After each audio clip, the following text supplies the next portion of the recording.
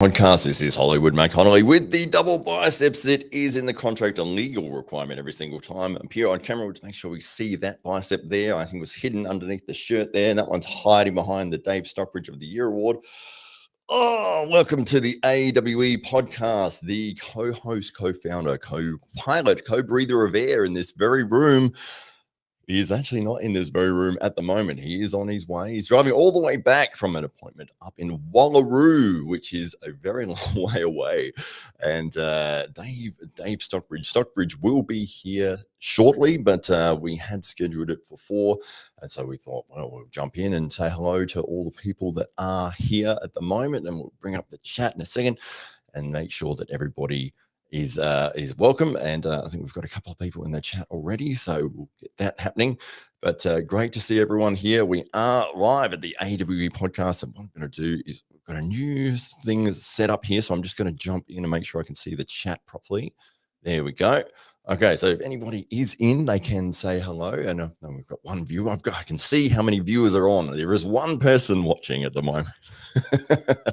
If you are that person, write a comment and say hello so that I know that you're here, and you can hear me, you can see me, and that I've done it correctly. We've got a new piece of equipment in this week, an AV switcher. Actually, it's probably Dave that's watching me. He's probably driving here. It's like, I can't type at the moment. No, we in our lovely podcast studio here at Moonshots in Adelaide. We always sort of had some problems with the PC and the cameras every single time we'd come into record. There was issues with one of the cameras wouldn't work, and then I'd be messing around for 40 minutes trying to get them to get up and running. And we've got Josh Barker. He's the mystery person watching. Hello, Josh. How are you today? It's good to see you in here. How is the elbow going? Hopefully you have recovered from AWE number 2. And I was watching your match again last night, actually, and all the blood all over the table. If anyone hasn't seen that match, go and watch Josh Barker versus Thomas Fitzy at AWE 2, the Battle of the Presses. And what an interesting battle that was. The first round, lightning fast. It was almost like a knockout punch back and forth between the two guys, both very, very fast. And Josh was able to get the pin press in the first round and gave this amazing look of like to Thomas, and had a bit of a swagger as he's walked away from the table. I've clipped that bit actually, and that's going to be part of my highlights reel. But amazing match, and to be able to get on the table that Josh Barker did after having gone through surgery, literally a couple of days prior to the event, and then to still get on and perform, not only just to get there, but to perform fantastically like he did. And I'd love to see a rematch where you weren't literally bleeding all over the table because the stitches in your arm had burst. We've got Jack Smeaton, the Raptor. He is saying hello. The leader, the man with the red shirt, who had his match against Dave Stockbridge, who is on his way to the studio at the moment. He will be here probably around 5 o'clock. So it's about 4 o'clock here at the moment. So we've got an hour just to ourselves, just with me and all the lovely people here in the chat. And we've got Tim Tallmage. He's saying hello. Oh, no, he's not saying hello. He's going to fire. We've got 3 fires. Hello to you. And great to see you in here. Phil Hollywoody. Morning from the UK. Fantastic. What time is it over there? I think, actually, I had a call with Paul Maiden, and I was trying to figure out the time difference, or trying to figure out when was the best time to actually call him. And for us, it was the exact opposite, AM to PM. So like 6 p.m. here was 6 a.m. there. Trying to find like a mutual time. I think it was about 8 o'clock in the morning is when we rang for 8 o'clock at night. There was the only time where we could actually coordinate it, when we both weren't trying to ring each other in the middle of the night. But hello to you, Phil Woody, and I'm guessing that it's probably, if it's that situation, you may be really early in the morning there, maybe 4 or 5 a.m. If you are, let me know, Phil. I'd love to hear. And Josh Barker says that he would destroy Thomas Fitzy in a rematch. Well, you did in the first round. You absolutely blew through him. And what a match it was. It was, when we were talking about the lineup of this card, that was always a match where it was like, I don't know, it could go either way. It's press on press. And when it's press on press, you've got that like bone element to it. And it's like, oh, and Thomas said this in his post-fight interview that he was so concerned and he was a bit nervous to go so committed when you know the other person is also doing the exact same thing. And it's like, oh, is my bone going to hold up? But he was able to walk away with the win on that occasion. And yeah, actually, Josh, if you are still watching, your tactics changed slightly. I'd love to hear what you were thinking. It looked like you tried to press for the first few rounds, and then once your elbow, maybe it really started to play up. I haven't been able to talk to you since then. Your elbow was bleeding quite badly. We had Tim Graham wiping the blood off the table after every single round. But you changed from your press to like an outside top roll. Was that because of the elbow, or did you feel that there was something that you could have done differently, or in that, or you didn't feel confident in the press at that point? Love to hear what your tactics were in that match, because we did see a difference. We've got Couch Apple, the Great Dane. Oh, and he said, morning from Denmark. It must be Europe is very much in the morning at the moment. Hello, Matt Connelly. Hello to you, Couch Apple, one of the regulars. And I did say Couch Apple. I didn't say Couch Potato, which is one of my favorite things to bring up because Dave said it twice. It's just a natural flow of words for us, Couch Potato. And you've seen it's like Couch Apple. I've got to consciously make sure I say it correctly every single time. But hello to you. And Jack Smeaton says that he's lost the right to the red shirt. Oh no. Well, he did have a super match with Dave Stockbridge. Stockbridge, the man with the illustrious beard, the winner of the Dave Stockbridge of the Year Award. And that is it there. And it is literally a Dave Stockbridge of the Year Award. I don't know if you can see the label there, but it does say the Dave Stockbridge of the Year Award. And from 1974 to 1991, it was Dave Stockbridge. 1992 to 1993 was Vincent Ronaldo. 1994 to 1996, Dave Stockbridge, and lost it again to Vince Colosimo in 1997, but then retained the title, and he's held the title ever since. He's put his nomination in for this year. I mean, he might have some stiff competition. If anyone else is interested in winning the Dave Stockbridge of the Year Award, and make sure you get your nominations in early. Dave has already put his in. Jack had a match, ended up losing to Dave Stockbridge, but you are still quite young in your arm wrestling career, Jack, and to take on somebody of Dave, or his arm wrestling nickname is Kratos, the God of War, and he just looked like the God of War from the video game. You did quite well, and there is levels to this game, and you might feel that you were outgunned on Sunday, but keep working at it, and I'm sure that in time you will continue to rise through the ranks and you'll be able to get your red shirt back. Josh Barker says, after the first round, I went to Lachlan and I said, I'm done. I'm in too much pain. And I top rolled okay, but I couldn't put any side pressure in. Yeah. And we've got one more here from Josh. He says, and being on all the drugs, I blew up heaps fast. I had no endurance, but I honestly and still shocked. I performed decent, all things considered. Well, you didn't just perform decently, you did amazingly. And even in the rounds that you lost, you were very close to getting a pin. I know that one of the rounds, Thomas went in for the press. He's come forwards very aggressively. I think he almost flopped wrist, and you caught it and brought it all the way back across to the other side of the table. Had to go to a review on that one. It ended up being a restart, but you were still this close to winning that match. So you did it amazingly well, Josh. And yes, don't ever feel bad about your performance. It was incredible. The fact that you actually even turned up on the day was just absolutely amazing. Phil Woody says at 7:35. I've got to catch that morning energy, or morning energy. 7:35. Yeah, he must be in a slightly different part of the UK than Paul Maiden is. But great to see you're up and about early and jumping on the AWE podcast, which is what we are on at the moment. We're saying hello to everybody that is jumping in on the chat, and we have one of the usual suspects. Anytime you load up an arm wrestling stream, you will see this man here, Fox 8 Ball. Yo, let's go. In a new house, pain. Oh, let me read this again. In a new house, pain the hoop. But hey, I don't know what that means, Fox. You're going to have to write that again, because it's either a song lyric or you've misspelled something there. I have no idea what you're saying. But hello, good to see you in here. Couch Apple says that he saw one of the posts from Jake Ward, the Aussie arm wrestler. Ready bang, globe trotting. Absolutely, he is going truly international. Absolutely, what a superstar Jake Ward is. What a fantastic guy. And he is almost at every single arm wrestling event around the world at the moment, and it's so fantastic to see that he's put himself in a position where he is the man that is able to go anywhere around the world and put on an amazing performance and really hype up the event.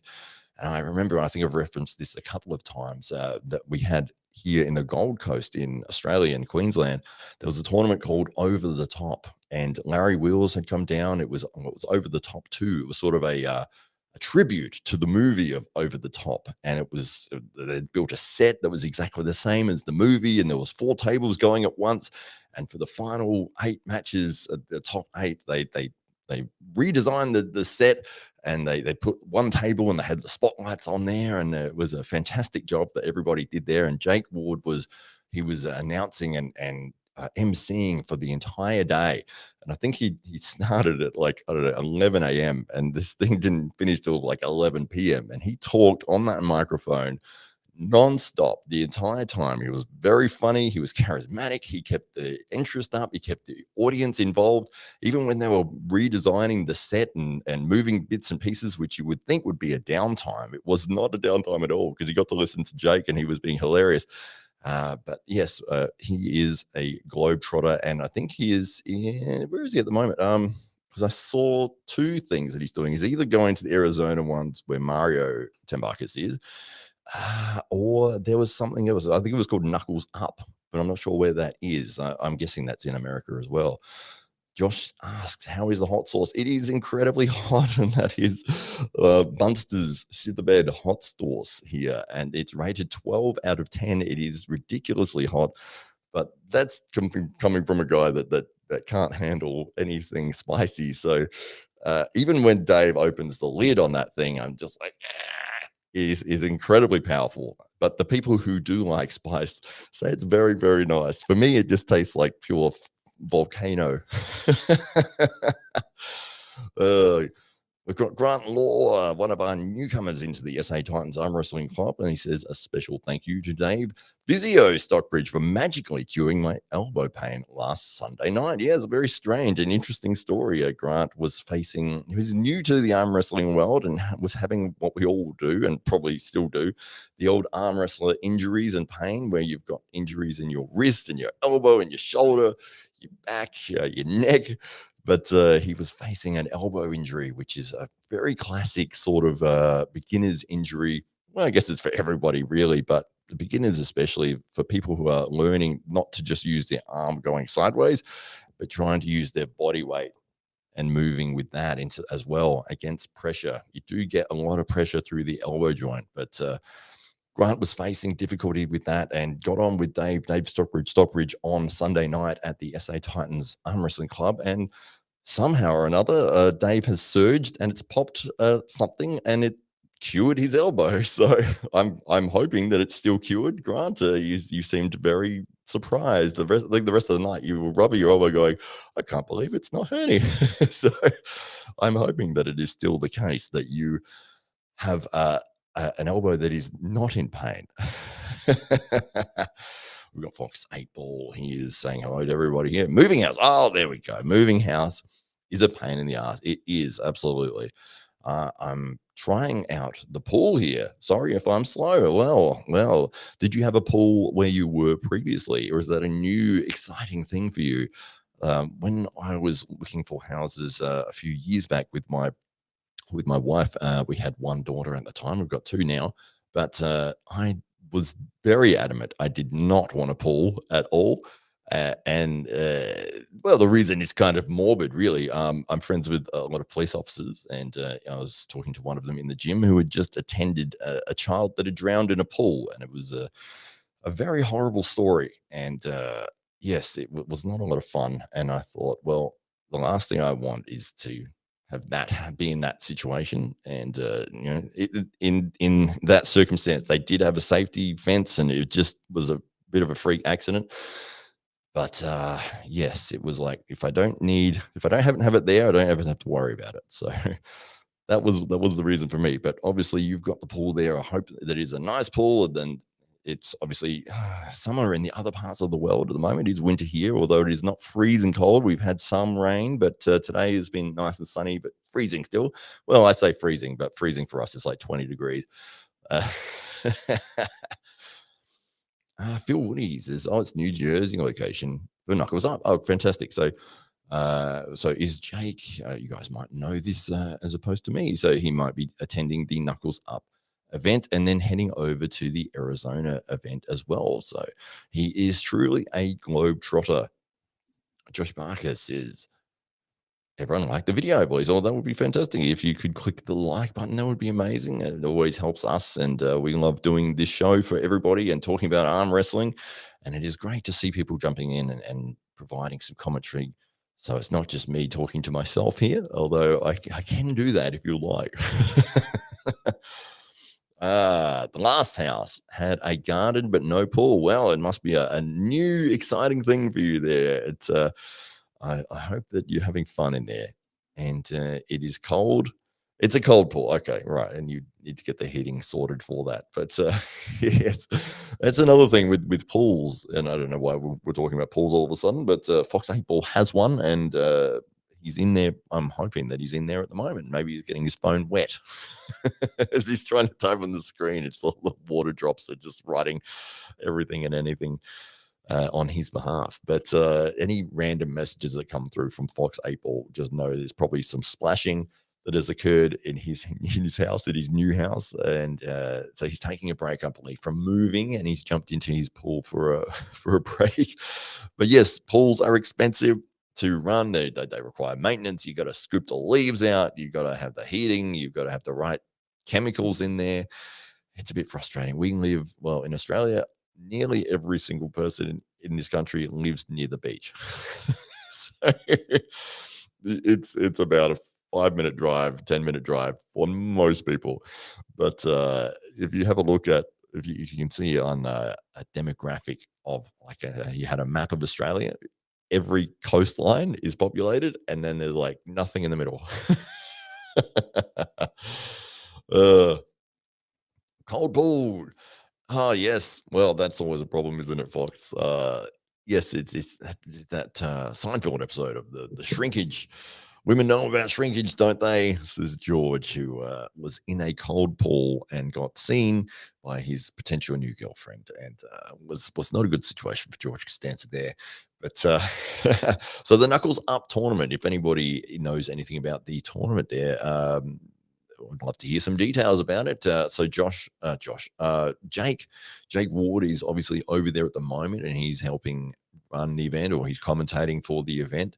I wonder if they've got some top level guys, or if it's a tournament, if they're doing anything differently, or if it's a super match format like what we're doing with the AWE. But we've got lots of exciting things happening here at the AWE, and we are planning AWE 3. We've got pretty much all the matchups set. We're just waiting on some confirmation from some people before we'll actually make the announcement. But we have already started planning AWE 4 based off of the matchups that we've got at AWE 3. So we won't give away any spoilers here, but we have some big names and big events planned here for AWE 3. And we'd love to hear from you guys what people could speculate, if they want, on what matchups they might be seeing at AWE 3. And we can go from there. But yeah, we'll just briefly say thank you to the sponsors of the show. We've got Barbell Foods here, the Biltong, and they've jumped on board recently, and of course Roll Clean soap, designed by for grapplers, and it was where people are grappling a lot of the time, they're sweating all over each other. The mats get sweat on them. People can get infections quite easily, and one of the infections you don't want is something called staph. A staph infection is very nasty, and the guys behind Roll Clean Soap have designed these products with all natural, locally sourced ingredients so that it can eliminate the bacteria. So you have a shower, afterwards, after you've had your grappling session, and roll clean soap will make sure that you don't walk away with a staph infection. And they're really good soaps as well, and they taste delicious, but don't eat them. Dave did eat one a couple of times, actually. He said it tasted soapy, despite the fact that it was chocolate flavored. But great to have them on board. And of course, we've got Bunster's Shit the Bed Hot Sauce, which is a 12 out of 10 in terms of hotness. And I can absolutely say that it's like a volcano in a bottle for me. And again, Dave has drank that straight out of the bottle, which he's done regularly throughout the show. Whenever I'm saying something serious, just to put me off. So yes, well, maybe we'll talk about if anybody had a favorite match for AWE2. If you had a favorite match or a favorite moment, but I can definitely name a couple of my favorite moments, and I'll start off with something that was kind of funny. We had Channel 7 News, which is a national news organization, and Grant Law, who is in the comments there. He had helped us sort of approach the media and say, hey, we're doing this massive event and we're bringing all these international superstars and arm wrestling over to South Australia, and we'd love for you guys to cover it. And they took the bait and they said, yes, we'd love to come along, and we'll talk to Hamza, because Hamza is a locally based arm wrestler, and Gunter's Bykoff as well, who's also from South Australia, and Las Porta, who is based in South Australia now, originally from South Africa, but they had a nice chat with Hamza the Hammer Hodgic prior to the event, and they said, okay, great, we've got some awesome footage there, and we'll get some footage of you during your match, and that'll be fantastic as well. And very first round of Hamza's match, he has caught Ethan's hand very, very comfortably, and then yelled out, oh, this is so easy. What the F? And pinned. I can just see Channel News cameraman just going, I was like, oh man. Whoa, such a lovely, well-mannered, well-spoken man. Hamza Hodzic is outside of the table, but when he's on that table, he fires up, and that was one of those moments. He did apologize in the post-fight interview, but it was quite funny. Although they did actually use that clip in the match, but they just turned the sound off for it. But yes, he's a very dominant champion, the junior champion of the AWE, Hamza Hodzic. And we'd love to see him go up against a big challenge for his next match. So he's originally won the title against Jamie Barrett from Queensland in a dominant fashion, of a 3-0 win here in Adelaide. And then we had a follow-up, a defense of the title for Hamza Hodzic, and that was against Ethan Tunstall, who's also from Queensland, trains with Ryan Bowen. And Ethan is a fantastic arm wrestler, very, very explosive on his hit. And when I was training with Hamza, we were game planning about what strategies might be implemented, and it felt very much to me like Ethan was basically a complete replica or mirror of what I do, which was great, because then Hamza had the ability to train with someone who was probably going to be doing something very similar. I'm not nowhere near as explosive as Ethan is off the go, but I am a top roller with about the same length forearm. And it was great to be able to help Hamza work his way towards the title defense at AWE2. And he did that comfortably, walking away with a 4-0 victory. One of the other matches that was absolutely incredible was Gunter's Bykovs and Marcus Atirai for the heavyweight championship. And this was a battle of strategy. These two guys really, I loved the fact that Marcus had a very specific game plan going in against Gunter's. And as they were gripping up for that first round, there was this little smile on Marcus's face, because he knew that he wasn't going to be resisting in that first third. He was going to let Gunter's take that first third and in a top roll position, because he knew that Gunter's he'll top roll for that first third. If he feels resistance at that point, he will transition into a press. which is exactly what he did. And that's what Marcus was counting on. And that's what he had game planned for. So he knew that there was not going to be putting up any resistance whatsoever for that first third. And there was this little smirk on his face. And they've said go. And Marcus is there's no resistance for the first third, and then he's dropped into the position he wants to get, which is an open hand top roll position, and he's put the resistance up against Gunter's, and Gunter's has transitioned to the press, and Marcus had pulled Gunter's just outside the line of his shoulder. So instead of being very powerful, I'm trying to show it here so you can see on the so instead of having the hand perfectly in line with your shoulder there, his hand was slightly out, so it was still incredibly strong. And when Gudges' Bikov is doing anything on the arm wrestling table, it is incredibly strong, but it was just not quite as strong against Marcus Atirai, which is what he had game planned for. So he was able to pull Gunters out of his shoulder alignment. And then he started talking some trash, which because he was sitting in that King's move position, he was holding that that press from Gunters, and I believe he said something like, "You're not going to be able to press it. You're not going to be able to get through."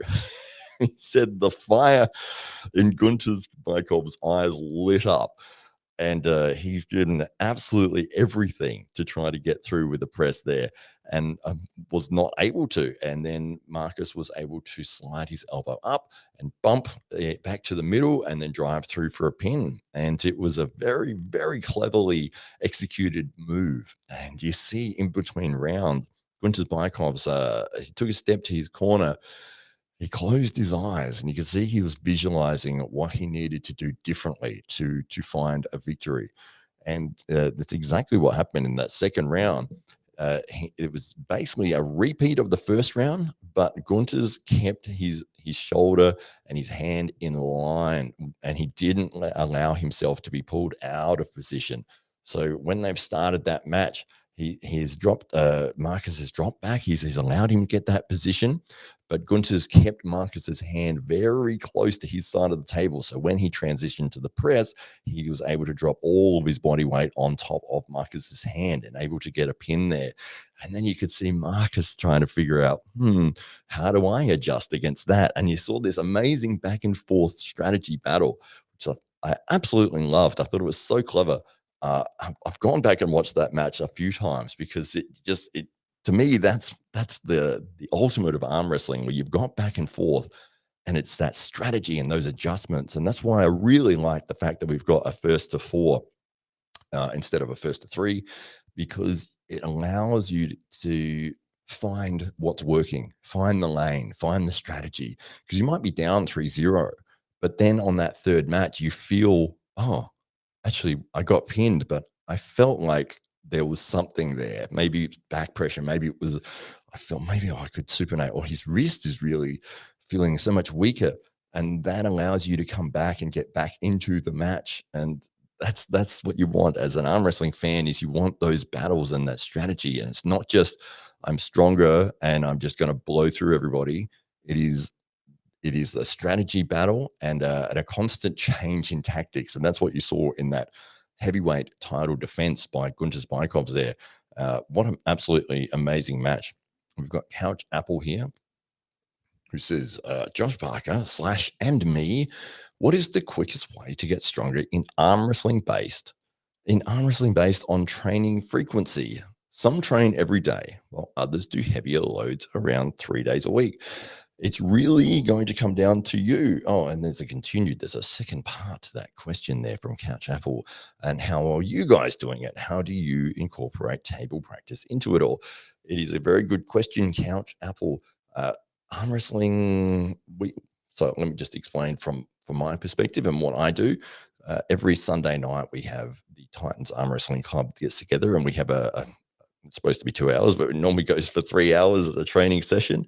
And it's because everyone's having a great time, and we have some super matches, and it's very hard to stop. But I've been packing all the stuff away at the end of the night, and there's one table left, and there's still like 6 people like, oh, we have to put it away. It's like so 3 hours usually on a Sunday night of all in table time. And sometimes there'll be super matches and sometimes there isn't, but it is essentially that takes me probably about two or 3 days to recover from at this point. I've been arm wrestling for 4 years. When I first started, that would take a week, and it would be Sunday, and then I was not recovered until the next Sunday. And trying to do any bicep work in the gym or any heavy back stuff in the gym, I just couldn't do it. My wrists, my forearms were absolutely destroyed. Uh, so I think it's going to be one of those things where it's different for each person, and you're going to have to find the thing that works best for you. And some people get a lot more out of doing the higher rep stuff. Some people can recover really fast. I know Tim Graham can recover in like a day. He can do a Sunday and then the Monday as well. I did that a few weeks ago. We had a gym demonstration, and it was the Sunday night was 3 hours, and then I did a Monday night demonstration of 4 hours, and my arm, I had to disappear right near the end, go and hide in the toilet because my my arm was throbbing with pain. You know, that toothache pain. Everybody who's done arm wrestling would know what that toothache throbbing bone pain is, and that's what I was suffering with, and I didn't want everyone to see that. So I had to hide for about 10 minutes, and it was still hurting like hell when I came out. But I had to put on the brave face. Oh yeah, great to see you. I couldn't lift my left arm at all, but yeah, it's no, yeah, get on the table, no worries. So yes, it is one of those things that you'll have to find the best way that works for you. Josh Barker will probably have a different method to what I do. I'm coming from a bodybuilding background, so I'm training 5, 6 days a week in the gym, doing a different muscle group each time and doing hypertrophy type movements. So for me, I'm a bit of a crazy person in the gym. I train very high reps and a lot of sets and a lot of drop sets. And I just find that that is what works best for me. It's not necessarily going to work best for everybody else, but that's what works best for me. And I have built a very high level of muscular endurance. And so in a match, I can hold forever. I can outwork and outlast everybody, but I'm not probably not as strong as what I would be if I was doing pure strength training. But for me personally, I don't do any real specific arm wrestling training in the gym because my arms take from Sunday until about Thursday to actually recover. And if I was trying to throw in arm wrestling movements on top of that, my arms would just, would never recover. So I'm doing some forearm stuff and some very slight pronation things. But for me, it's about table time, and I just love getting on the table every Sunday and going for 3 hours and going crazy with everybody. And Fox 8 Ball says that you need a pool for recovery. Oh, well, I know somebody who has a pool now. Is this the first dip you've had in there, Fox? Is this the first time you've jumped into the pool? Love to see what you have to say with that one there. I find sleep an amazing. It's amazing. Never heard of that before. That's actually one of the things that, for me personally, uh, the last probably 3 years have been very, very sleep deprived from my from my point of view. I'm not doing it anymore, but I was working full time night shifts, and then I was doing a lot of other stuff during the day as well. And a lot of the time, I think every single podcast you would see me on, I would have been awake for at least 3 days and sometimes up to 5 in a row. And that's not an exaggeration.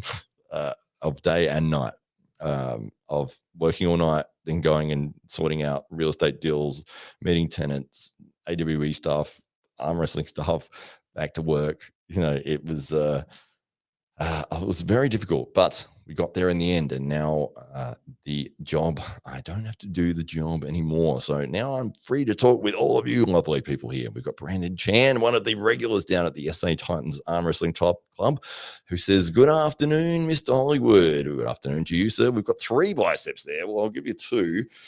That one keeps getting covered up. Oh, that's the wrong one. There we go.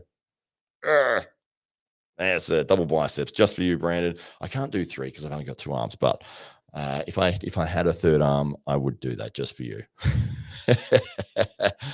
And Box 8 Ball, yes, he says, yes, it's a love. Oh, it was the first time in the pool. That's fantastic. It was the very first time in the pool. He decided that he would load up the stream and spend his swimming time here with all of us lovely arm wrestling people. But it must be a non-stop streamathon for Fox 8 Ball. He is in every single arm wrestling stream, no matter what, no matter when.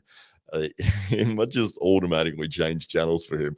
But it's great to see people like Fox 8 Ball and Paul Phil Woody and all the usual suspects, Couch Apple jumping in, and these guys are fantastic for the community, and it's so nice that they've jumped in here for the AWE podcast. Fox 8 Ball says that he had sleep apnea. I swear down. I had sleep apnea. Swear down. I started training for arm wrestling. I sleep like a baby now. Yeah. Well, it's probably the water drops on the phone there. That sentence for you, Foxy. Sleep apnea. Yeah, it's one of those things where you're holding your breath when you're asleep. I also had that. I was at 120 kilos. I'm 100 kilos now. 120 kilos, and I was having, when I would sleep, no matter how long I slept for, I felt absolutely exhausted. When I would wake up, I could sleep for 14 hours. I would wake up exhausted, like I'd been running a marathon. And there was so many times where I woke up and I couldn't remember who I was, not where I was, but even who I was. Like that's how bad it was getting. So I went and did one of those sleep studies, which was luckily for me, I got like a take home test thing. Then they strap you up. You look like a strapping a bomb to you or something, and then you, you go home and you're supposed to try to sleep with this thing. There's a nose thing, and there's 50 things on your head, and there's wires all over you and on your feet. It's not a pleasant experience to try to do a sleep study. But went back to the sleep expert, and he said, "Yeah, you're stopping breathing 40 times an hour." I was like, "Oh." He's like, "That's pretty bad," and for periods of up to a minute. So it's like you're not getting any rest whatsoever. So then they have one of their tools, which they try to use to fix sleep apnea, is something called a CPAP machine, which is basically a vacuum cleaner that you attach to your face, and it is very uncomfortable, and it blows air at you all night.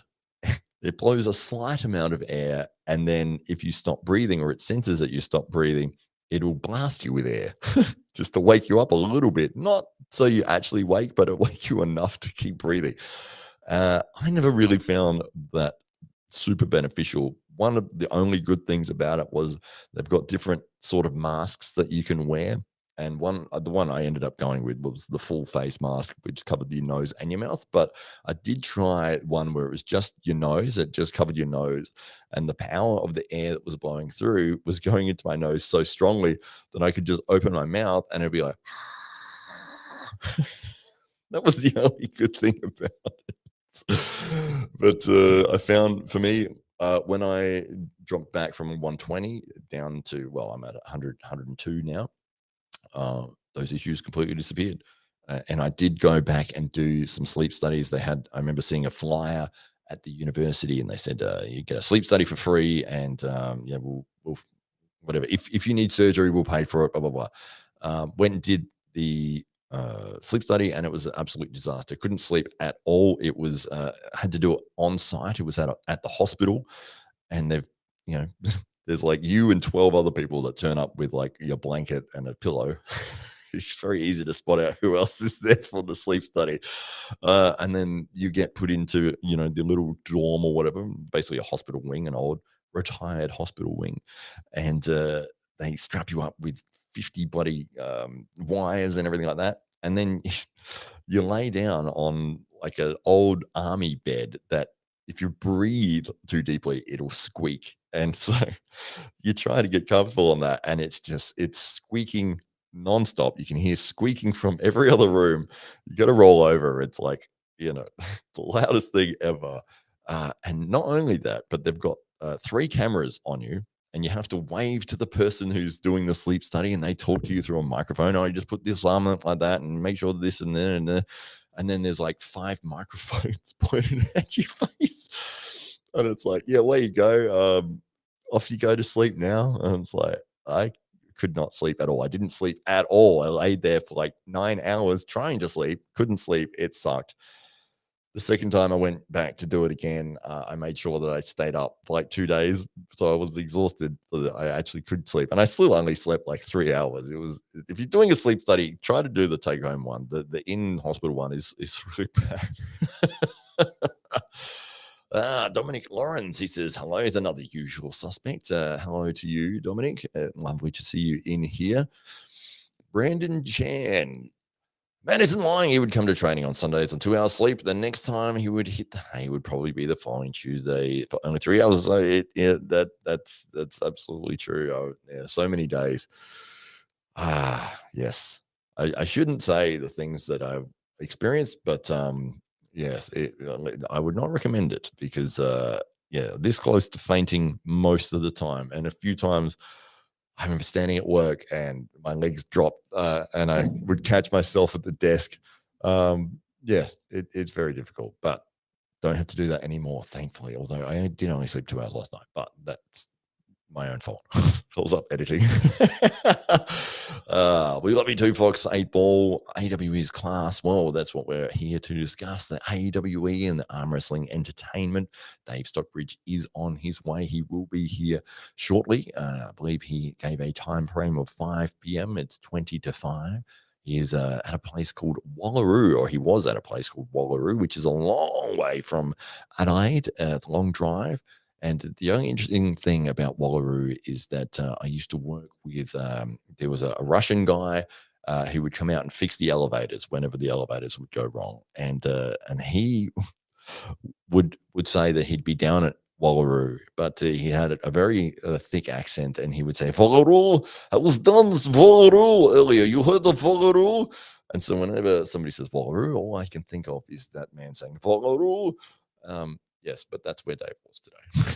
All right. And I would edit videos oversleep sometimes. Yeah, that's absolutely true. The Titan's thankful for all the hard work and sleepless nights he's had for us. Well, I do it because I love it. That I wouldn't do it if I didn't enjoy doing it. And I remember actually a whole bunch of times laying in bed and I'd be editing a video and then I would fall asleep like for a few minutes and then I would wake up and my finger would still be on the screen. Like, and I've scrolled way past where I wanted to get to. Like, one of the frustrating things, and it's probably one of the things I'm trying to make more efficient, is I enjoy the editing process of a video and making it look great and sound great and all the rest of it. That side of it is fun. The posting of it is frustrating. Well, you've got to now create a thumbnail. You've got to write the description. You've got to put your tags in. You've got to tag all the people in. You've got to post it on multiple platforms. Some of the platforms have different dimensions. YouTube wants it as a 16 by 9, and then TikTok wants it as the opposite, 9 by 16, and so you're editing the video you've already edited to be able to fit these different dimensions and reposting it. And that can take longer. Like if I do a video and let's say there was a super match on the weekend, the actual super match takes me about 10 to 15 minutes to edit. And I can make it look great and all the rest of it. Posting it is a pain in the bum. It is literally you are, it's like, okay, put it on Instagram and then, okay, with Facebook and then YouTube and then TikTok and then thing. And then you're posting the same, you only have to write the description once and copying and pasting it. But it's frustrating. That side of it is, it's not fun. And it's sort of like, when you get to the end of an edit, you're like, oh, great. Okay, I've finished this now. I get to send this out and show everybody. And then it's like, that bit's really annoying. Maybe there's a platform or something out there, and if anybody knows where you can just upload it to that and then it just posts to everything for you, that'd be amazing. Dominic Lawrence, he says that he's done that sleep test. It's not much fun at all. It is not much fun. And were you able to sleep, Dominic? The most I got was 3 hours, and that was the second time that I did it. Did you have the same experience that I had with like the 3 cameras, 5 microphones, the 100 wires, and somebody watching you sleep the entire night? And the old army bed, I'll never forget how squeaky that was. You couldn't touch that bed. Like with the lightest touch, it would squeak. So laying on that at being 100 kilos at 6'3", yeah, that was not a quiet night for anybody else in that dorm. Yeah, it's a piss take. Yes, it is. Absolutely. I'm so glad that I've got rid of it now. Well, I feel better too. Oh, did you have the CPAP machine as well? It was yes, it's basically a vacuum cleaner for your face. And if you're trying to sleep next to your partner, your wife, it is the excess air that it's blowing comes out the top of the mask, like straight ahead. And so if you're laying on the pillow and then you turn and you're facing your wife or your partner, that air is going straight into their face, which it's such a stupid design. They need to really rethink that because it's a disaster. Like whoever came up with that, it's like, okay, that yeah, I see what you're trying to do. How it got to market and became like, and this is a treatment is astounding. ADHD and sleep apnea is one messed up foxy. Oh, yeah, absolutely. Well, it sounds like you've overcome the sleep apnea if you've gotten rid of the CPAP machine. So yeah, I know they've got mouth guard thingies you can get now. That well, they probably had them for a long time. You go see the dentist and they design this mouthpiece that you put in the top part of your mouth and it holds your hold your bottom jaw forwards or something so that you can't snore. I don't know, but there is that option as well. But I believe that it actually hurts, like it's painful to wear. It's great. Uh, Dominic says, "What are those three bowling pins between the belt and the soap desks?" Oh, these ones here. Well, yes, you probably can't see it because I keep bringing up the comments there, but this is one of our sponsors. It is Bunster's Shit the Bed Hot Sauce, and it is ridiculously hot. Dave is a fan. Well, I'm not a fan. It's just that it tastes like pure fire in a bottle. Uh, but for people that do like spice, they have raved about it, said that it is absolutely fantastic. So, yeah, so we had Rich Warner on the show last week, who is a MMA commentator, and he is a big spice fan, and he said it was delicious and it would go fantastic with any sort of barbecue. So there you go. That is what they are. They are not bowling pins, they are bottles of hot sauce.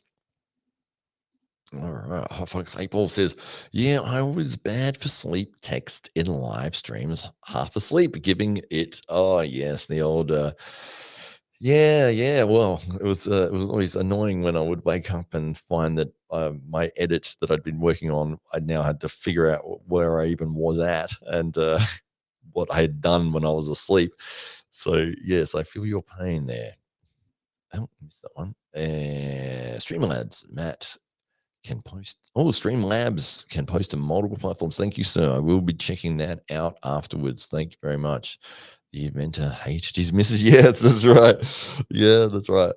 It's like, how can I get rid of it? I know. I'll design a vacuum cleaner that attaches to your face that blows air while you're sleeping. It's so stupid. Even saying that, even saying that out loud is ridiculous.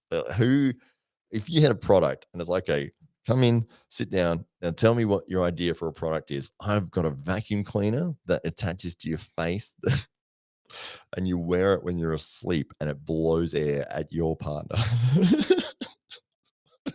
That's the idea we're looking for. Here's $10 million. It's like, what? So ridiculous. Ah, I kept the mold. Fun fact: I haven't got pranked anyone with it yet. I haven't. Ooh, I kept the mold. Fun factor: haven't pranked anyone with it yet, though. Not exactly sure what you mean there, sir. Da, da, da. All right. Just clarify that one for me, folks, because I'm not sure what you're talking about. That sauce would make toast and cheese great again. It probably would, but it would also light it on fire at the same time. Dominic Lawrence, it's cool. We'll get some of your sauce. Hey, Fox, he says hello. Well, yes, Dominic is another one of the usual suspects who's always around, and it's great to see you here. He's laughing. Yeah, that's probably the vacuum cleaner on the face idea. It's outrageously silly, and some of these things you see when they get invented or released, and you just like, how was this approved? Like, who actually approved this and said, "Yes, we're gonna green light this product, and we're gonna ship it, and it's blowing air at people." Okay, yeah, 10 million bucks here, away you go. Ridiculous. Table IQ. You love to see it. Yes, I love your work, mate. Well, thank you, Peter. He's one of the Australian arm wrestlers, a very, very adept arm wrestler, and made a comeback in the last year or two. Table IQ has written some awesome blogs as well for newbies in the arm wrestling game. If you look up Table IQ, you can find that information there. It does a very good job of explaining the fundamentals for new arm wrestlers. Peter Weschenko over in Sydney, and yeah, it's good to see you. Haven't seen you on the table for a little while. Maybe I just haven't seen any footage of your training sessions. Are you still training? I know you said you got very involved in. It wasn't League of Legends at some point that drew your attention away from arm wrestling for a little while. Oh, they make a mold of your mouth, right? Yes, yes, yes, yes, yes. For the dental appliance, that's right. Absolutely, yeah. I got like a really cheap version of that, like a $30 one on I don't know, it wasn't Wish, but it was before Wish, and I don't know, it's just useless. I just when I lost weight, it did the trick. So yeah, that vacuum cleaner stays in the cupboard. I actually threw it out, but it was a good day when that happened too. Dominic Lawrence, sorry about all the messages aren't showing up, bro. Love you, bud. Yeah, we've got the good thing about it. So I'm using Restream, which is putting this stream across multiple different platforms. So it's actually playing on 5 different channels at the moment. There's a couple of Facebook ones. There's 3 YouTube channels. So if you are writing a comment, I will try to bring it up here. You're not the only person in. If you are the only person in watching, it's not you. There is a whole group of people across each platform. So that's why I try to bring up every comment so that you can see that you are being seen and you are part of the discussion. Table IQ says, cheers, Matt. Yes. And he says that he is training pretty light at the moment. Due for a full reboot. Yeah, well, we'd love to see a comeback from yourself. I mean, you're one of the veteran pullers. I remember you coming to Adelaide to compete in the Apex Sports Festival tournament that we had down here, and doing very well and being very, very explosive. And we saw some amazing pressing going on from you.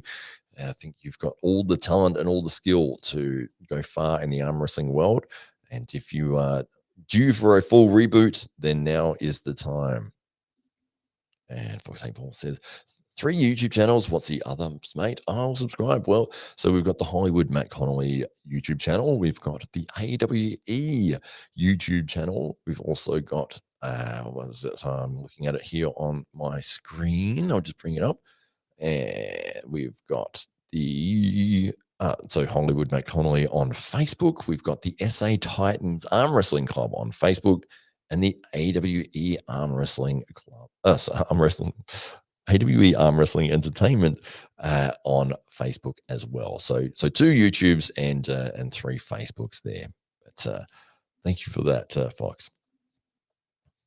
Catch Apple, Matt, saw your video with Final Boss and it was complete domination. Matt, how much do you think you need to be stronger to flash pin your opponent? I don't know if it's about being stronger. I think it's about your physicality and your genetic makeup. I am not fast on the table, and despite my best efforts, it is very strange to me. I feel like I'm starting quickly, and then I see guys like Josh Barker who just before the go sound is finished, he's already pinned somebody. Uh, it just seems to be for me that some people are lightning quick. They're very, very explosive. For me, it's more endurance based and more power based. So yes, thank you for it was great to have a match with Final Boss. It was more of a practice match. I'm sitting quite significantly above from Carl Tilsner on the rankings there, but he was going to be in town and he wanted to have a match, and I think everyone else was either injured or already booked, or they were coming off AWE, and it's like, yeah, well, I'll be happy to have a go with you. And you can see during the match that I sort of wanted to allow him to get different positions and see if he could find his way out of certain spots, which he did. And he is an impressive young man, and he's very into arm wrestling. So it's great to see this generation of people coming through in their late teens and jumping in, getting involved in the arm wrestling world, as opposed to picking, say football or soccer or, that sort of thing. It's like, oh no, I want to do arm wrestling. It's like fantastic. And well, that's why I was so keen for Hamza Hodzic to become part of the AWE as soon as possible, because I know that he is a very, very talented athlete. And I was like, we've got to give this guy opportunities, because if he doesn't get opportunities, he will find another sport that will give him opportunities, because he is very talented and he can move into other things. And I want to keep him in arm wrestling for sure. So luckily for us, he's the junior AWE champion and has defended the belt. But yes, it was great to have a match with Carl. He'll do well as he continues to get stronger. He is very much a fan of Michael Todd and his King's move, and he did pull that out a couple of times. It's probably the first time anyone has really done that with me, and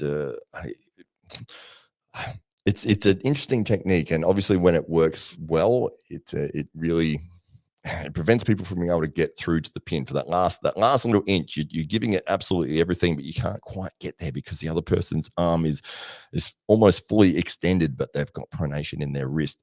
But yeah, it's interesting to sort of feel that resistance, to roll through, to have hand control, and then sort of be fighting to get that last inch. It was like, yeah, because obviously my leverage at the very bottom end of the table is going to be way less than the momentum I can build from the middle or the second, third. But yeah, good for Carl. He did a tremendous job, and yes, it was a fun.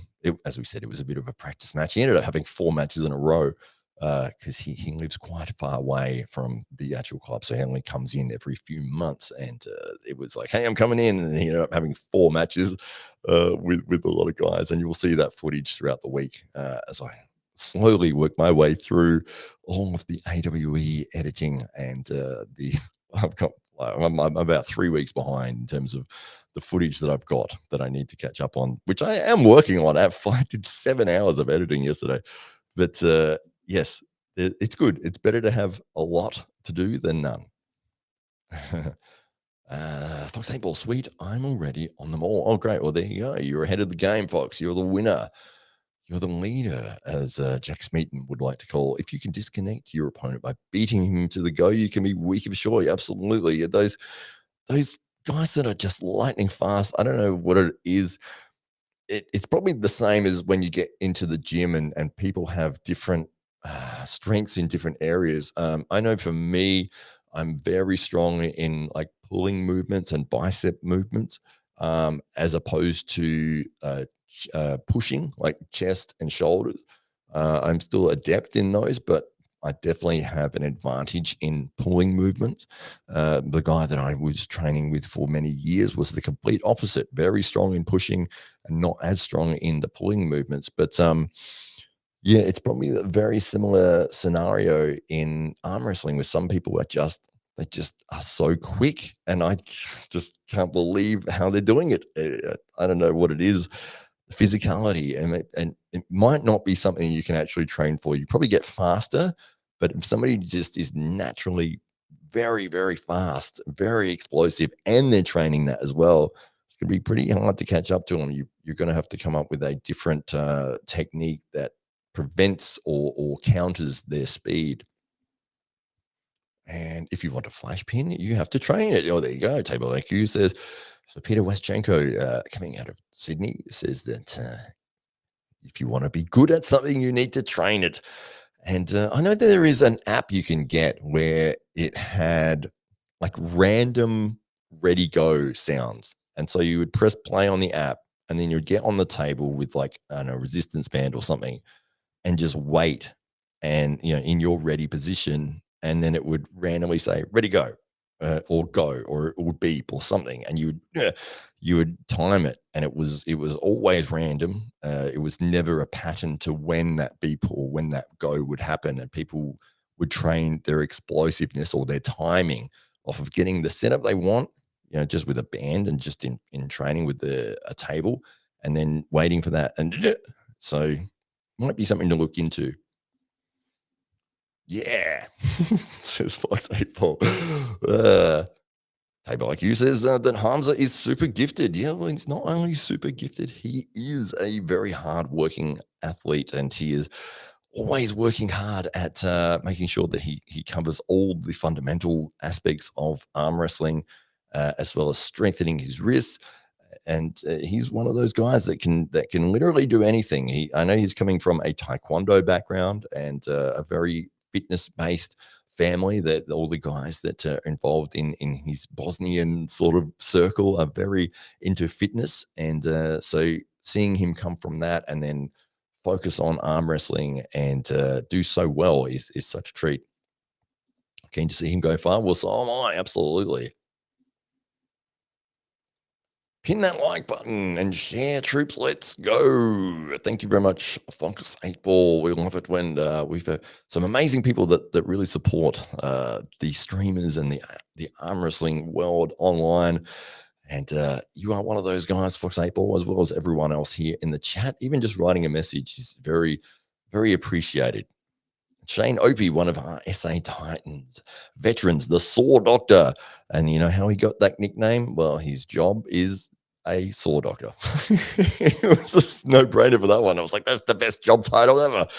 It's the perfect nickname. And Shane is a veteran of the arm wrestling world. He's been involved with the SA Titans Arm Wrestling Club for many years and a fantastic guy. And every time he comes down, he actually lives quite a distance from Adelaide, but every time he does come down, it's great to see him, and he's always getting stronger. He's very good, and his wrist flexion, and love to see him continue to improve.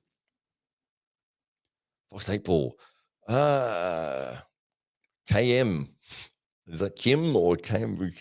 Me bad idea. Okay, because I'm gonna keep constant pressure. I'm not opening my fingers and losing power. I'm closed, high-handed side pressure until somebody gives up. Yeah, absolutely. It's one of those things. In that setup, it's vital that you get the setup that works best for you. And so, if you're not super explosive, that you can stop somebody who is, or that you can get the position that you need off of that setup. So immediately when the referee says go, you've got everything you need to just roll through to the pin pad. Matches are won and lost in the setup. I feel like a good ref, no matter what they say, will get you away clean. Yeah, that's right. Well, there's all sorts of manipulations that go on. I think everybody is very well aware that when a match starts, it is not just two guys casually having their hand there waiting for the referee to, line them up and like a mannequin sort of putting them in the right positions. There's wiggling, there's shifting of the elbows, there's grip things going on. There's covering this and getting higher there and kicking your wrist forwards, and there's all sorts of things going on. People grabbing the strap and moving it slightly, or tightening it, or loosening it, or wiggling their hand, or cupping their hand when they go to grip up. So, the opponent can't quite get as far around their hand as they want. And just when they're about to say go, they might change their hand position. There's all sorts of little things that happen. Very, very hard to referee. That's where you get with like the WAF style of refereeing, where it is super, super strict. And if you move slightly, if you do anything at all, like any sort of slight movement, like you can see my hand here, like that, that's a foul. So unfortunately, it's one of those things with arm wrestling where you've either go super all in on fouls and you end a lot of matches in fouls, which is what happens with WAF. And for me, that is boring to watch. I hate it. I absolutely despise when people win or lose on fouls.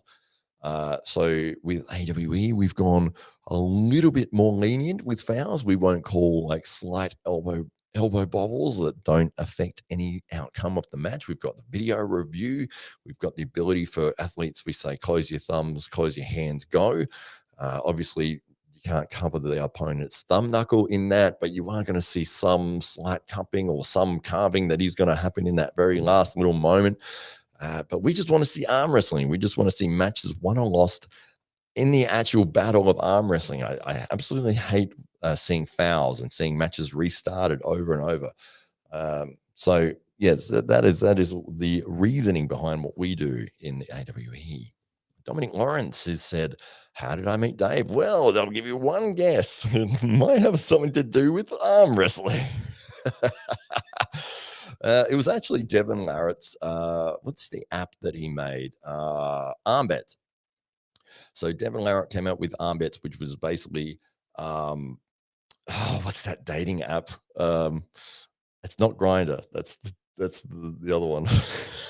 What's the normal dating app?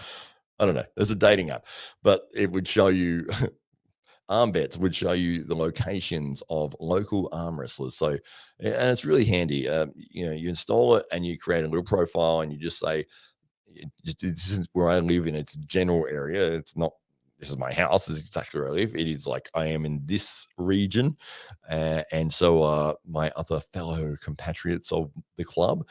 And so it's a very handy tool. So say you go from, like, here in Australia, if I went from Adelaide to, let's say, Melbourne, if I didn't know that there was a club in Melbourne, I could load up Armbets and I could see on there, oh, these people, there's like 30 people that are on Armbets that all sort of live around the same region. I'll send a message to this person to say, hey, I'm in town, I'd love to do an arm wrestling session. Do you guys have a club? And that's pretty much what happened with Dave Stockbridge, is that he had created a profile on there, and so had many of the arm wrestling, say, titans. And they said, because Adelaide was still up and coming at that point in terms of people that were interested in arm wrestling. And it was like, okay, so the people who are on Armbets in SA are all the guys at the club. And then this guy, it's like, who is this Dave Stockbridge guy? So I don't know. Anyone know who that is? No.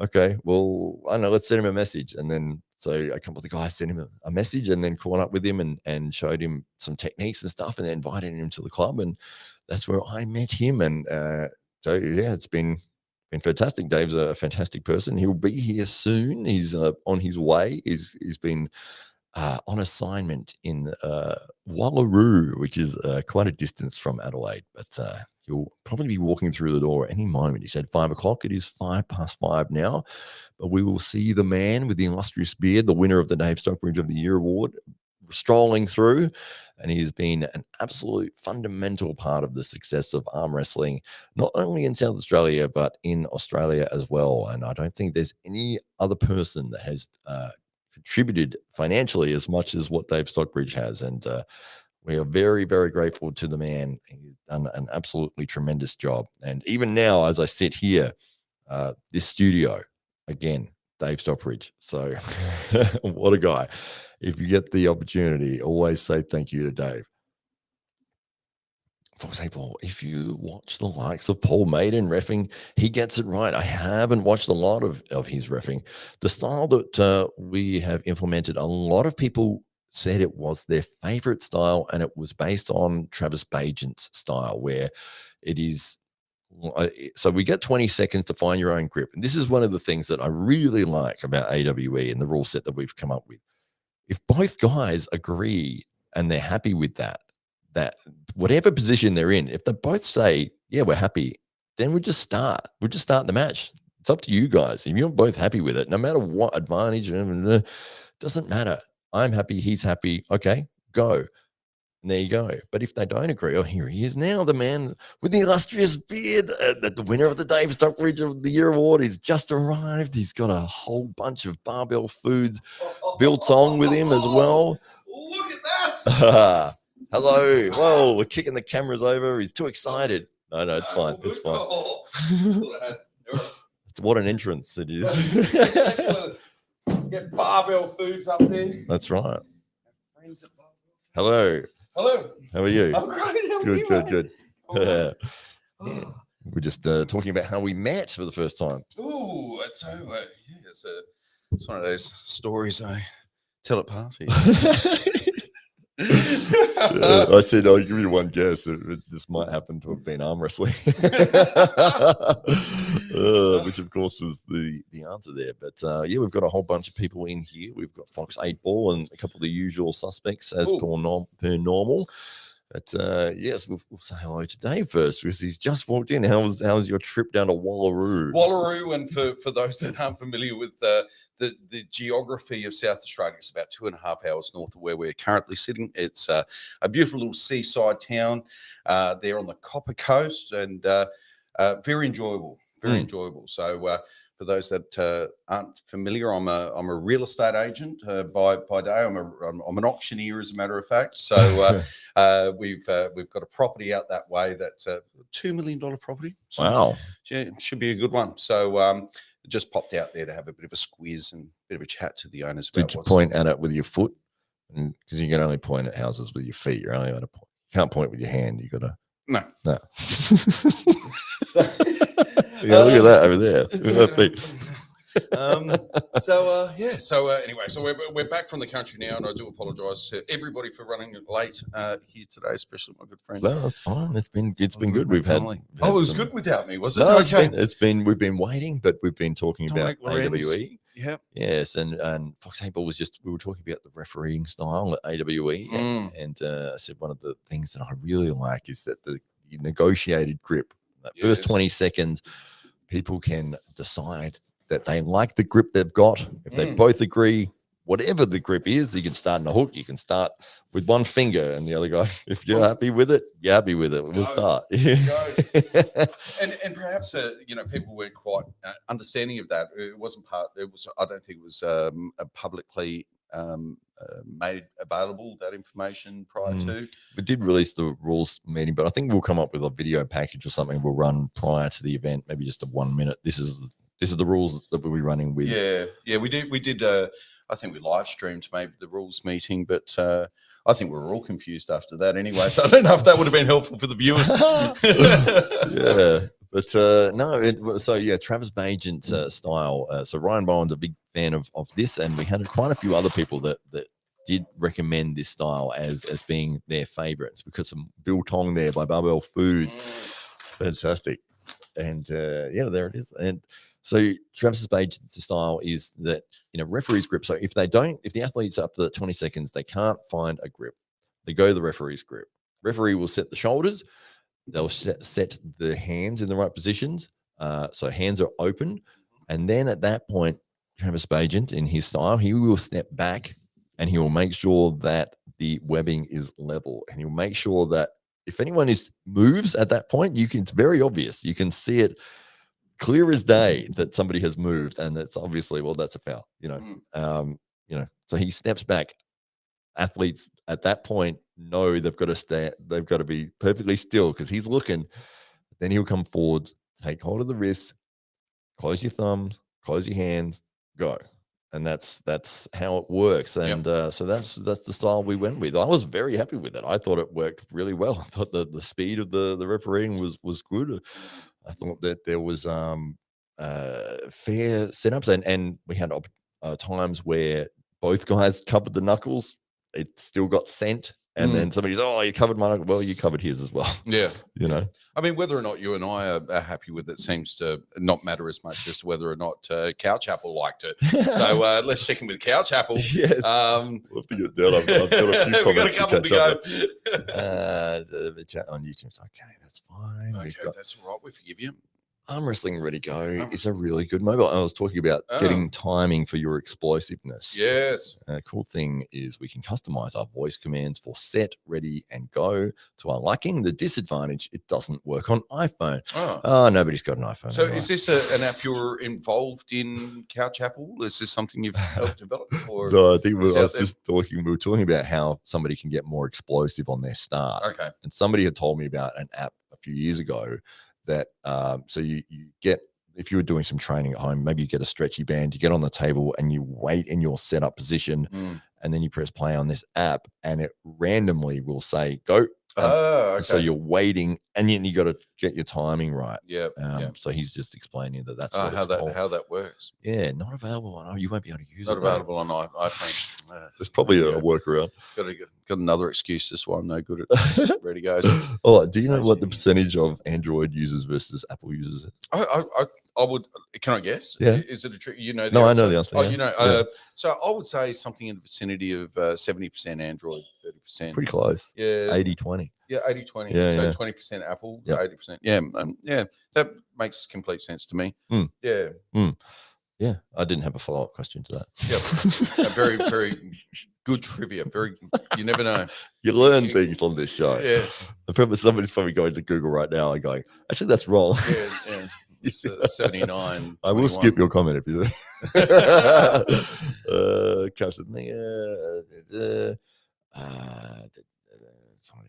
I'm all for a fair fight. Oh, absolutely. I mean, the idea is that you're supposed to be starting fairly. You're both supposed to start, you know. I think if you're after a fair fight, then maybe arm wrestling isn't your sport.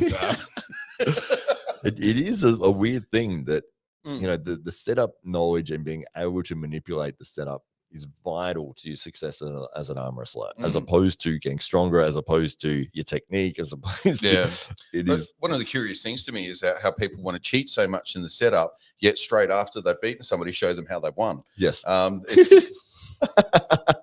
it is weird. little more nicety at the table.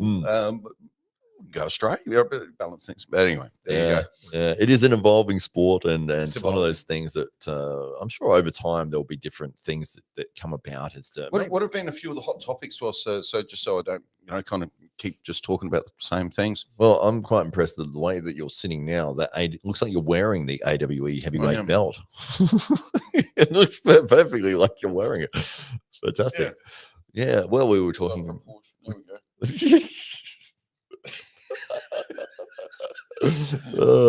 We've talked about sleep apnea for a little while. Sleep apnea? Yeah, which is not arm wrestling related at all. No. We covered up. We covered up Hamza's win. Just covered it. Just got rid of it. Yeah, So we talked about Hamza Hodgits and his talent and his ability and how he defended the title, the junior title at AWE2 against Ethan Tunstall. We've also talked about the match of Gunter Spikos and Marcus Atirai and the strategy that was employed there and the difference in the two methods that were employed and the counter strategies and how I thought that was absolutely fantastic. And we just been responding to people's questions. Just as they've been coming up. Well, I want to throw some things out there to the arm wrestling world, to the AWE family. All right. Tinder was the app that I was trying to remember when I was talking about how we met you, and it was arm bets. And I was trying to remember because the line is that it's like Tinder for arm wrestlers. Yeah. All I could think of was it's Grinder, and I was like, that's the gay app. That's the Tinder for people like you. Is that what I don't know. Why would that be the one that's top of mind? Freudian. Because I knew it was like that's the wrong one. That's all I could think of. Okay, that's what it was. We'll catch up on these. All right, we'll catch up. I like watching guys fight for a setup. You are one of the few Fox people. He loves it. We might just have a whole promotion where that's all that happens. And no one actually gets a match. You won the setup. Yeah. And if you don't buy the pay-per-view, we'll be very upset. We'll be coming to your house to get in your pool. He's moving house and he is in a pool. His new house was a pool and he's in the pool now. Oh, okay. For the very first time, and he's decided to load up the stream while he's in the pool. This is awesome. Yeah. I'm hoping we're invited to the housewarming. Yeah, absolutely. Even if we can't attend, we'd still appreciate the invitation. Well, Taryn Broad has just jumped in here. He says Dave's first session was my old place with Connor, Leon, and I. That's right. It was. Correct, yes. Yeah, that's where we all came together during COVID. Had to sneak away and do it at Taryn's house because you weren't allowed to do it anywhere public. So it ended up being Taryn's driveway. Yeah, from memory. It's or funny. In the carport. They shut all this stuff down. You're not allowed to do this anymore. I was driving around picking people up. I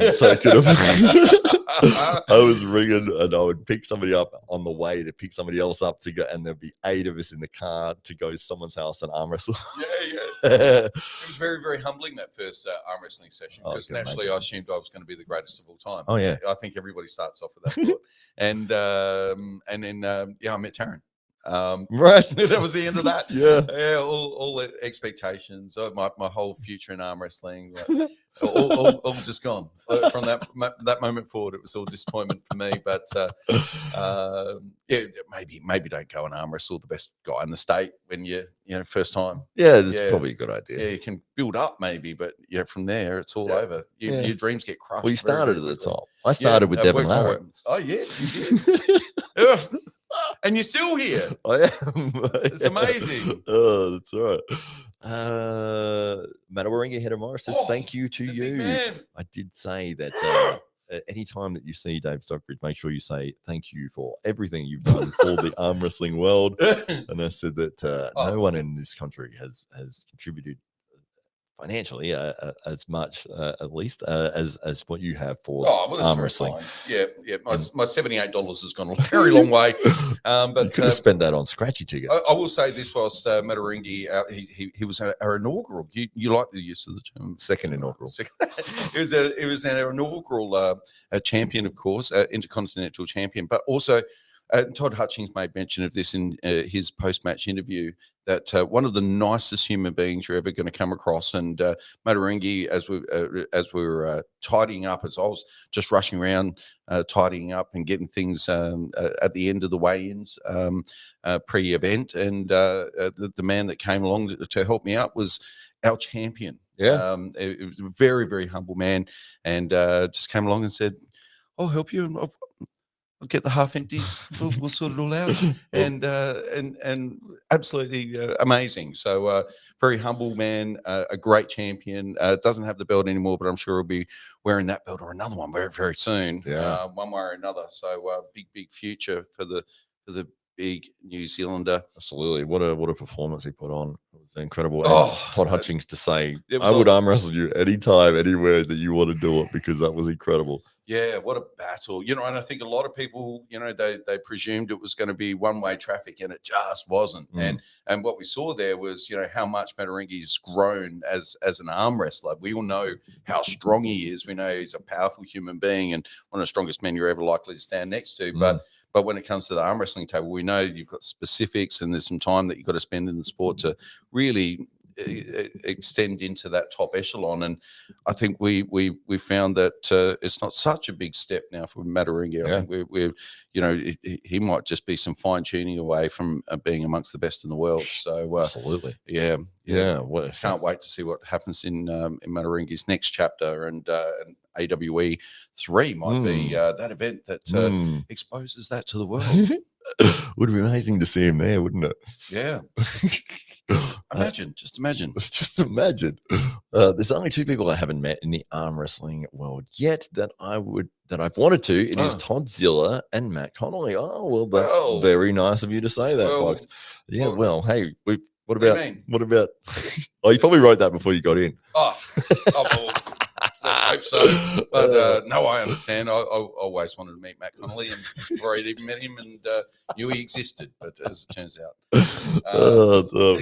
Todd Zilla. Well, if you were here, you would have met both of us 2 weeks ago at the AWE 2. And one of the benefits, get yourself an in-person ticket. Where's Fox April? He's not in Australia, is he? No, he's in New Jersey, I believe. In a swimming pool. He's in a swimming pool in New Jersey right now at all times. So yeah. We've got I can try and mod you on suspect. Okay, Jack Smeaton, who was your victim on Sunday. Hi, Dave. He's written in with the dots. Yes. Well, you're now the new leader, he said. With he's got a red shirt. Get the red shirt? Yeah, where's the red shirt? I thought we were playing. Right. For keeps with that red shirt, but apparently Jack, not. there's always next Sunday. Tom, I always murder you. Sorry, Tom, I always murder your last name, you guys here.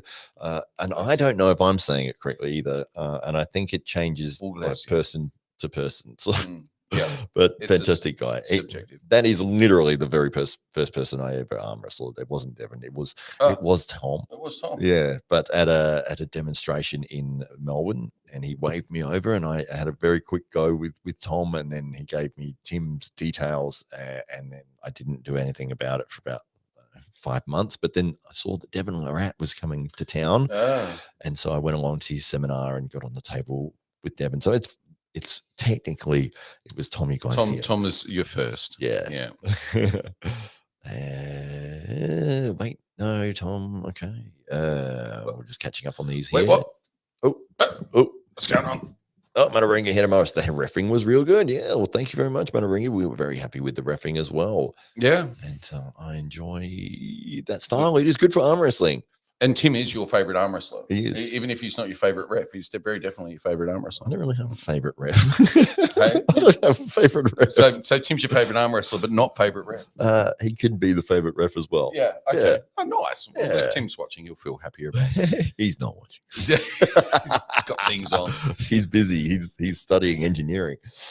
Well, I'd be really interested. I mean, from a champion's perspective, somebody who's got the title on the line. What would you like to see done differently next time? Was there any point in the setup that you didn't feel comfortable or you didn't like the way that things were being handled by Tim? It seems he's not watching. We can talk about him. But very, very interested to hear what your thoughts are.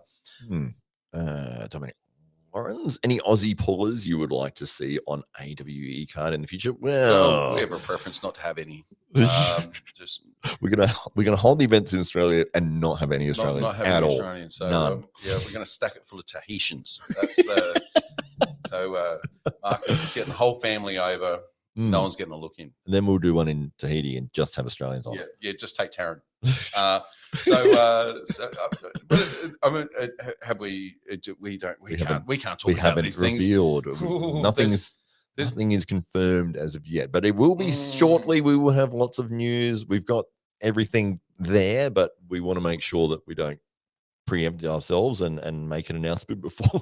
And then somebody goes, "Oh no, I never agreed to that." Oh, AWE. I thought it was King of the Table. WWE wrestling. Yeah.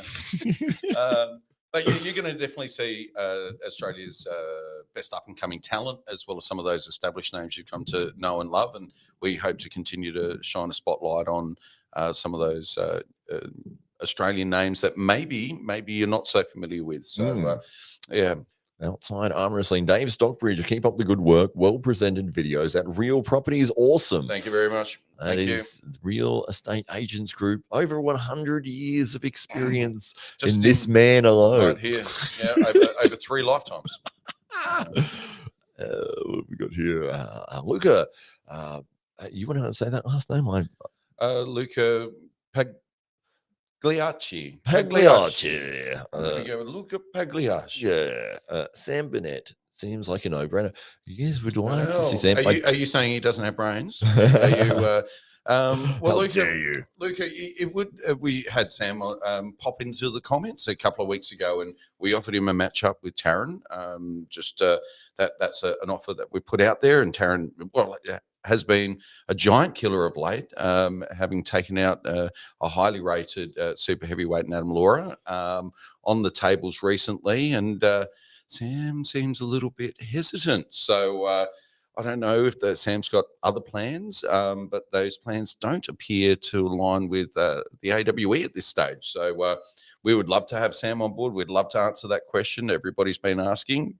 What does Sam Burnett versus Taryn Broad look like in 2023? But I don't think we're going to get that chance. We're definitely moving on. Taryn's moving on. He's moving on to guys that are in 2 or 3 weight classes heavier. Yeah. So Taryn's not certainly messing around, and Taryn will be definitely back on the AWE very, very soon. I don't think we're going to see Sam there, unfortunately. Yeah. Sam Burnett, a fantastic arm wrestler based in Queensland, Australia, and you can follow him and his brothers. They are all tremendous arm wrestlers, the Burnett brothers. Brothers. I think we've got one of their shirts over there, as a matter of fact. Yeah. You can get your shirts and follow them on Facebook. They are a bunch of a family of amazing arm wrestlers. So, and we would love to see any of them. And his mum seems really delightful. Oh, I haven't known that. She's really supportive. Is she arm wrestling as well? I don't think so. Okay. Yeah. He's right. Temu is actually it's an app where you can buy clothes really cheap. Yes, I have, and yes, I have. Excellent. Well, I don't want to plug them, but they have basically all the stuff that you could get in the shops for about a quarter of the price with no shipping. It's amazing. No shipping. Yes. This is They don't ship it. amazing. Okay. But if you do like paying for shipping, you can go to the AWE store. You just pay for the shipping. I just found out if You you happen okay? to order that in overseas, you're going to be paying the rates apparently. So you buy out. So we're gonna review some of these prices accordingly because we loaded up the prices thinking that they were going to just get delivered to people regardless of where they are around the world. And of course, that's not the case. Keep in mind as well that the pricing that you're paying, if you're looking at the AWE website, is currently in Australian dollars. So if it's a hat and it's $50, it's probably close to the $30 US, for instance. So just keep that in mind as well if you're overseas. And you might have to be paying for shipping at the moment, but we're working on that right now. Yep. Michael Ford, he says, replying to Matawaringi Head of Morris, I'll have to try it with the boys at the next sparring session to see what it's like. Maybe he's referring to the King's move position. Not sure. He might have written something in there we missed, but yes, he's going to give something a go. Fair play. Yeah, the arm wrestling assemble pool party. Oh, we'd love to do that. I wonder if that could be a thing. Arm wrestling in a pool. Yeah. That'd be right. That'd be good. Just stop King's movers going under the table for too long. Yeah. Blah, blah, blah, blah. Okay. You're below water level. You're below water level. Yeah. That's amazing. Sorry, Dave. That's probably about the first time that you went to his house. I did go back though. For your keys. Yeah. And I think Leon snapped my distal tendon there. That was that was like the sound. That was the sound. Yeah, I'm still living with the pain. Yeah. Count Apple, I think the term cheating in capital letters is thrown around a lot where it doesn't apply. To me, cheating would be something like having Vaseline on the back of your hand or something like that. That's a good idea. We should do that. Hey, I didn't even think of that. That's sneaky, Count Apple. No one's checking for that. The thing that immediately popped into my mind is Colin McMahon, and his hands get really sweaty. Yeah. And it's like if you wanted to hold on to him and he wanted to hold on to you, it still doesn't happen. Yeah. His hands is like a wet fish. Yeah. Some people are like that. It's like a genetic advantage. Yeah, that's probably true. If he wanted to slip and go to straps, it'd be like, this is the best superpower in arm wrestling ever. But for me, it's perfectly. Matawaringi's huge and muscular and strong. That's his genetic gift. And then you've got Cohen, who's slippery. He's very slippery. They're about equal. Yeah. If you're gonna go with one, it's hard to choose. Yeah. When you can get a combination of both, it'd be the ultimate arm wrestler. That's right. It doesn't make sense to me to say that I'm trying to gain a position advantage would be called cheating, but if that's considered cheating, I'm fine with that. Fair enough, Count Chapel. Yes, it is.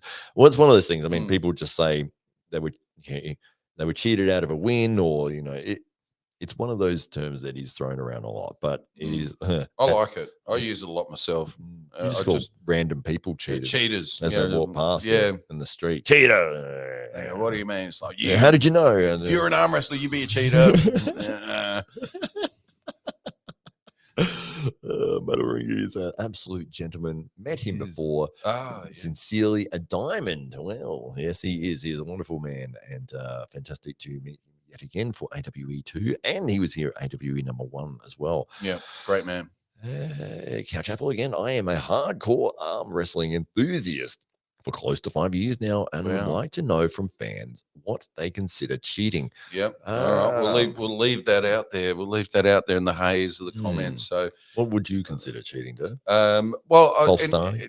Any matchups that Tim's reffing. It's eye pokes. What would I consider cheating? Well, basically, anything you're trying to do in the setup is getting an advantage, and if cheating is technically stepping outside of the rules. So if you're not stepping outside of the rules, it ain't cheating. If there's a grey area and you want, and it's a moral question, then you're still not cheating. The grey area, the grey area, that's what grey areas are for. For people to fill that vacuum up with, something that it doesn't look like cheating, but maybe cheating. What would you consider in the grey area? I think not Vaseline, Couch Apple.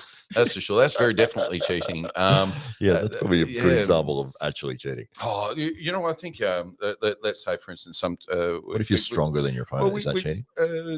I'll say, well, let's say Mario versus Ricket. You saw Mario was putting a lot of upward pressure there in the setup. Mm-hmm. So even to the extent that his elbow was somewhat off the pad in the setup, as that might be cheating, for instance. Yeah, well, as you said, I mean, that's probably a good grey area example, because if he's doing that and the referee doesn't call it or doesn't warn him or didn't see it, is it still cheating? So it's one of those things, isn't it? And that's part of the sport of arm wrestling at this point in time, as to, well, what things do we class as fouls? What things do we class as cheating? I will say, if it wasn't for cheating, I wouldn't have won this little beauty here so many years in a row. That's right. It requires some degree of calculation. I did say people need to get their nominations in, because Dave has already put his nomination in for the Dave Stockbridge of the Year award. Everybody's a threat. Tim was a good ref, says Thomas Fitzy. Oh, thank you very much, Thomas Fitzy. We had Josh Barker on here earlier. We were talking about Josh's match. I did discuss the change in strategy that Josh employed. He's very much known for his lightning fast press, but so is Thomas Fitzy. Yeah. And we saw like a back and forth, first round, second round. Josh won one, Thomas won the second, both lightning fast presses. And I noticed that Josh started changing to an outside top roll, or a bit of a can opener maneuver. And I asked if that was because of his elbow injury, because, coming from surgery literally 3 days prior. And he did confirm that was, his elbow was very much hurting. And he said that I think it was after the third round, he went to Lachlan in the corner and said that his elbow was hurting. Like, he's like, I'm done. My elbow is destroyed. But he managed to stay in the match and continued on. But wow, what an amazing match that was. What an amazing match. And one of the great things about that match as well is that we all know the potential that Josh Barker holds in the sport, but the world didn't really know that much about you, Thomas. And even ourselves trying to find footage, and we knew you by reputation and people saying great things about you. Mataringi Hedda Morris was a big advocate of yours and was really keen for you to be on the card as well. So we I didn't know what Thomas looked like, and then I had to pick him up from the airport. Oh, just hoping he recognized I was hoping he recognized me. He hasn't seen any of the he didn't know. And then because the passengers are getting off and coming up the ramp and walking past, and I'm smiling at everyone. And then it was you're too old. You're a woman. You can't be just profiling people. Yeah. And then he came up and he went like this. That was there you are. There he is. Like, Thomas, of course. There he is. So really, really glad to have met Thomas, and big future as well. And we found ourselves a new superstar in Thomas as well. I don't think I've seen too many people in my life with Thomas's measurements. I mean, 6'4", 6'5", and 71-2 kilograms from memory. Yeah, long levers. Just such an unusual physicality, and it looks like he'll always be the biggest guy at under 75 kilos. So he doesn't look skinny either. He looks quite like solid. And it's like, how are you? What? How are you? That no. Yeah. Get on the scale. Sounds wrong. So I just wonder if Thomas has always had that physicality, or whether that's just something that came about at some point in time. Whether he's always been kind of tall and lanky but strong, or whether he's I guess at that weight, you like say you can't carry too much muscle, but it's not like he doesn't look muscular. No, that's right. So that's why it confused me. What is the secret? What is the secret here, Thomas? There's no legs. It's actually just it's a pair of sticks. Yeah. True. We did not see his legs. That's true. That's the secret. We've uncovered it. Caroline Loom says, "Yeah, big boy, 98. Nice to see you in the chat here, Caroline, and welcome to." Hopefully you've been watching it for a little while, but you are most welcome in the chat there. Thank you for your comment. Yeah. And we've got Fox 98. Is she referring to who's she referring to? She might be talking about the 98% group on the Facebook, which is like an arm wrestling Sound like, group. like bikies or something. It's probably not, but I'm going to guess that it is the 98%. It's And like they refer to themselves. I'll talk about them for a second because they are a good group of guys. They run a big arm wrestling event. I think it's called Winter Blast or something. This is in America. Okay. Yeah. Yep. And so they say that they have the 98% of arm wrestlers are everybody else, and then you've got the top 2%, which are your Devon Larratts and your Toddzillas and your Matawaringis, and so in their group and their chat and everything like that, they actually kicked Michael Todd out because he was too good. So no, you're not part of the 98. You're part of the 2. Love it. I'm opening a call center in Scotland for a plumber in India. Okay. Carolyn says that you guys are super funny. All thank you very much. We try our best. Well, we're just keeping each other amused. I think as much as we anything. laugh at our own jokes more than anything, which is I don't care if anyone else laughs. I'm laughing. $50 is a slab of piss and a pack of Winnie Blues, mate. Oh, he's down with the lingo. Hey, where'd you learn how to talk like that? Probably from Jake Ward. Jake's in the pool with Fox. I've never heard Jake talk about the Winnie Blues before. No. Yeah. Sounds like something he would say. That piss in the pack. Carolyn says, does a nutting Lockie beat a juicing Bowen? No one beats a juicing Bowen. I think we know that. A juicing Bowen. It's the greatest of all time. Yeah, absolutely. Yeah, optimal Bowen. So we're going for. We're waiting for the readings to get to 40. Is that the Alistair Overeem? Alistair, yeah. When we get to Ubereem levels, that's when we're going to unleash optimal Bowen. Optimal Bowen. Yeah, he's on an IV drip just of testosterone right now. Oh, look who's popped into the chat. The Drew 24 has made his appearance. Here he is. We've got something to send to you, the Drew, for being such an awesome guy. And he spent the whole time with the pay-per-view event. He was writing comments about and he was helping people and directing people, and he was pinning stuff. What a legend! Yes, what an amazing person. So thank you to the Drew. I think Drew, you might be a little bit of a secretive chap, but if you connected one way or another, I did. I've got his home address. We'll just post that in the comments. So right now, no, but good. We've got it Google Earth because image. we got your little something over here, mate. So we can't wait to get it over to you. Karen Limbs, Drew, you see, okay. Derek PR Smith Hammers, okay. She's chatting to the Drew, and Drew is happy with that. I'd consider cheating, high elbows, touching the strap on purpose, attempts at gaining an unfair advantage, or if your name is Devon Larratt. Yes, all the above. That'll be all true. He's got good energy. I believe they're chatting to each other. Not talking about you or me. No. Yeah. Oh, it is the 98%. Great. Coming up. Yeah, perfect. In the Twinkie match pool. Paul Talia is having a match. That's amazing. Do you know who Paul Talia? I do know about Paul Talia. Yeah. He's a unique character in the arm wrestling world. He's back. Yeah. And he recommended. Actually, I forgot to ask Lachlan Adair about his cigar because he bought a celebratory cigar prior to his match with Jordan Seal. Yeah. But based on the recommendation given to him from Paul Talia. But so Paul. Well, from what I understand, Lachlan couldn't afford that particular recommendation, and took the other recommendation from the lady behind the counter. Right. Yeah. So she's just as good. Yeah. She heard the brand and went, I don't think that's going to fit into your budget, young man. Yeah, it was more than $100 in Australia. Whatever that cigar was, Poor Italia recommended, it was more than the $100 that. Wow. Yeah. Jeez, that Lachlan had set aside for the celebratory cigar. So have you ever smoked a cigar? I have. I used to enjoy cigars more so when I was a young man. But nothing makes a young man look more distinguished than smoking a cigar. What if you just held it? Like and pretended that you were. Oh yeah. The whole idea is that it's mostly in the holding, isn't it? Right. No one really wants everybody gesturing with it constantly. Yeah, that's right. As you're talking, just making your point, just punctuating your stabbing, burning them, burning people in their eyes. That type of thing. Yes, yeah. So there was a time that I outgrew that. Oh, Yeah, okay. I've left that all behind.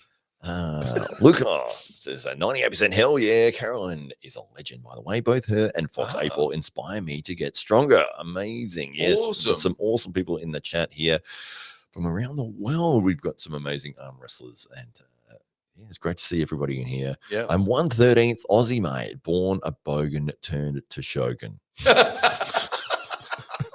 Oh. That's great. The Drew, number 3, Levan, number 2, Bowen, number 1, Danny Chad. Yeah, there you go. That's how you know. What about Juicy Bow on that? Yeah. Well, I think Danny Test still beats Juicy Bow. The great thing about Danny not competing now is that he's now a myth. Yes, that's right. Yeah. He's now that one video of him beating Devin Larratt and a myth. That's right. it. So exactly. Any actual accomplishments in the sport are long forgotten. It's that video and just everything we've made up since. That's right. And talks of trying to get hold of him. And all that speculation around. We're not even sure if he exists. No, he doesn't exist. He's a myth. He's just in our minds. He's a shadow. You think you see him and he's just a black cloud. Cat Chapel, speaking about AWE improvement, I certainly feel Tim the ref should not spend a lot of time by trying to explain to arm wrestler more between. Ooh, I feel like that's a more. I believe what he's saying is that he feels that Tim shouldn't be explaining the rules to the competitors during the setup or during the moments when they're about to get the match started. But I feel that was very useful. I think that having good communication between the referee and the competitors is vital, but maintaining the air of authority of these are my decisions. This is why I'm making that decision. This is what I need you to do. Yeah. And not getting into an argument. I also feel like over time, as the athletes become more familiar with the pace of the event and get used to the flow of the setup, that there'll be less resistance from the athletes and things will just naturally flow on much more nicely. So absolutely. One day, or it'll get worse and it'll be terrible and people will stop watching and we'll change it. We'll have to move on. We'll get into something else. Yeah, badminton. Like golf. Badminton. Hey, from what I hear, it's the next arm wrestling. Oh, okay. That's the talk down the badminton. The only thing I know about badminton is that there was 2 teams that got disqualified in the Olympics for deliberately losing. Oh, yeah. Nice. There was the Chinese team was the favorites, and there was 2 other teams. It was Korea and somebody, and whoever won that match, it was double elimination. Whoever won that match was going to go on to face China. No one wants to do that. No one wants to face China. And so both teams wanted to lose the match, and they were both trying their hardest to lose. and these are like the best badminton players in the Olympics, and like deliberately missing shots and going, "Oh no, I missed it." You know? My 4 years of preparation, nothing. And they both got disqualified.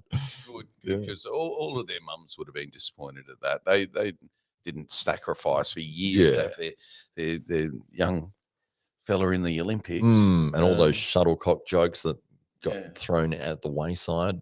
Yeah. Well, mum's been living with that for years. Champagne taste. That's the cigars reference, I would assume. Yeah. I'm God cigar. Oh! And we've got cheating is an odd topic in arm wrestling. It is obvious because cheating. It is the whole sport. Yeah, it's a lot cheating if you are stronger than your opponent, if you're bigger than your opponent, if your opponent is a fish, if your opponent is not real. It was also cheating. The obvious cheating is when you start earlier. Yeah, absolutely. As we've discussed, Couch Shuffle, there is a progressing sport, and changes are being made to improve not only the watchability but the performance on where both the audience and the athletes are happy. So from a rule set perspective, everything's by. I mean, ultimately, there's got to be agreement. As long as everybody's in agreement that the rules will be equally applied and that they've got an understanding over the rules. So it doesn't matter what you say from there. Set up whatever your way you set, as long as it's consistent and everybody is playing under those same rules. Great.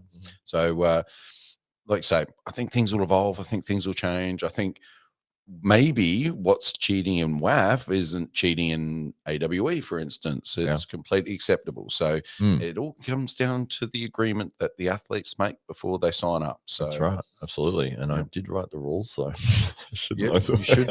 Somebody. Tesh has At least one ascended. person read them. Yeah, well, I guarantee no one else did. Oh no, Lass did, because he had some contentious points on it. Oh, yeah. Well, Tesh has ascended to Valhalla. He's now immortal. Yes, he will live on in YouTube's memory. It'd be nice if Danny would come out of retirement and show Levan what's up. Oh, Levan, well, your first match back, I think, is definitely give Levan a chance at the title. Bookies would have it going to Danny. Bookies. How many oxygen tanks would it take for Levan to win? Make it best of 10. He won't make it.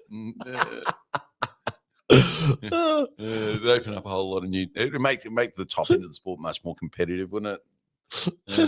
So good. I don't know about cheating, but I've definitely thought some things were dishonorable. It's dishonorable. Maybe that's what it is. It's a dishonorable sport, isn't it?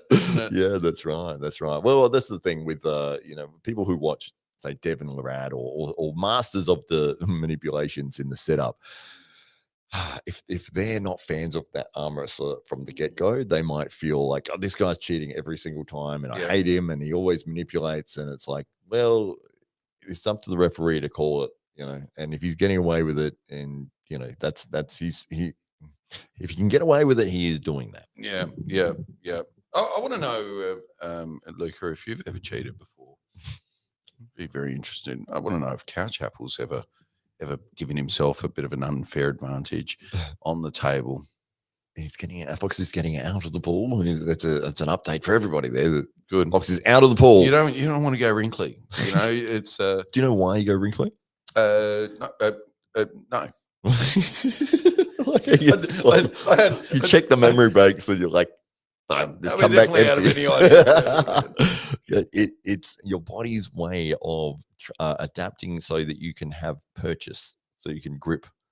It is. Yeah, it's a gripping. So because with your fingers normal in water, it's really slippery. But over time, your body's like, well, if you need to hold on to something, we're gonna swell up so that you can actually move around here. That's very, very interesting. I did not know that. It's a second trivia thing you get to learn on the show. So this is an educational show. It's a curiosity show. You remember the curiosity show was good. I'm glad you asked. Yeah. They made a snake handbag once. Really? Very good. Couch Apple is getting ready for the office. Gotta go, fellas. Happy chatting. Good for you. Couch Apple, great to see you here again. Enjoy Denmark. He is the Great Dane. Or if you are in Denmark, of course, it could be one of any number of undisclosed locations. We have to check your IP address. That's right. And we have, and he's in Denmark. I got Danny's number. Oh, hang on. Really? But you have to wet your antenna in koala piss and datura flowers, and then do a handstand on a tree to get signal.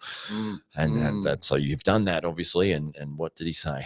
Interested. Does he only talk back in signals clicks. or clicks or some kind of undetectable, uninterpretable language?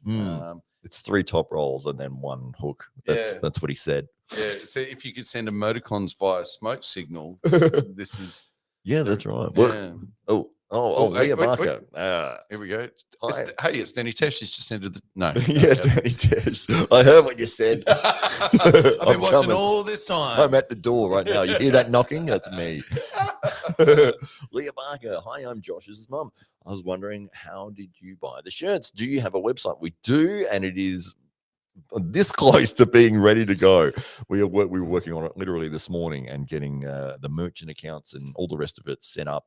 There's a lot of back end stuff which we've left to the IT experts because we don't really know what we're doing. And we're very, very grateful to our IT team who are doing an amazing job on all of that as well, making life easy for us. Absolutely. Yeah. But we will have that very shortly. As soon as it is, you will be able to find it there. It's Is But you can, AWArmwrestling.com? I mean, you can, just wait until that comes out because it's a bit convoluted. The other email address that we'd give you for the AWE shirts at this stage. But you'll be able to get certain athletes and probably a Josh Barker shirt if you're that inclined, or maybe you wanted to get a Thomas Fitzy shirt. Yeah, they only come in one size. And can you please get a Thomas Fitzy shirt and just wear it around? Don't tell Josh you've got it. And just invite him over one day and just be wearing it. Actually, we'll send you one. Oh, that's great. That's great. You're like, oh, you've got an AW. Oh, man, yeah. What is this? Oh, he won. Amazing. Luca says, I didn't know it stopped raining in Scotland long enough to go swimming. Yeah. Well, there you go. The things you learn. We're very glad that in our winter here, which it is winter right now, and as you can see, I'm still wearing a t-shirt and quite comfortably walking around. It was sunny today, and it was. Yeah, it's one of those things about 22 degrees. Nice. It could have gone to the beach. This would have been a heat wave in the UK. Yeah, that's right. They were complaining the air conditioner would have been on all day. That's right, the air conditioner. That's fantastic. Yeah, here's another trivia fact for you. So in Dubai, the electricity costs used to be so incredibly low. It was almost free. It was so cheap that they would put their air conditioner on in their house, and then they would leave on a month's vacation. Oh, just leave it. Just leave it, so that when they got back to the house, it was nice and cool. Yeah.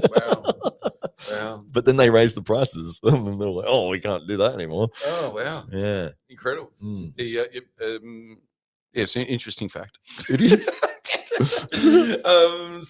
What now? I did want to say something a while ago, and I think that was more about arm wrestling region. So we're hearing a little bit about India. We know we've got UAC there in Singapore that's emerged over recent times. So we're starting to see these various regions now appear. Now we don't know much about the South American scene. So haven't seen a lot about what's going on there. So if you're any of the arm wrestling fans out there know much about what's going on in some of those less talked about regions, Central Asia is a huge arm wrestling region, but we don't hear so much about it. So keen to know if you're following any of the athletes that are in these lesser known parts of the world, or have heard of any of these promotions that are doing good things in those areas of the globe that aren't really getting a spotlight shone upon them at the moment. That's right, absolutely. Yeah, Will, I know that in our very brief research, we've found that India has an enormous dedicated scene to arm wrestling.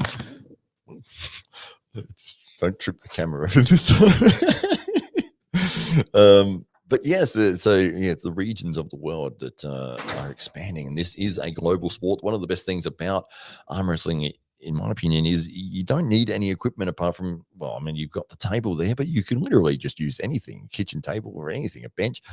Just bring your arm and away you go. And anybody can do it from any age. You can teach the technique safely to people, and so that they don't hurt themselves. And people can enjoy the sport from any region, any area. You don't need, say you wanted to play basketball, you need at least a basketball and the backboard, the net, a court, hopefully. Tennis, you need the racket, the ball, there's all these other sports that require some level of equipment.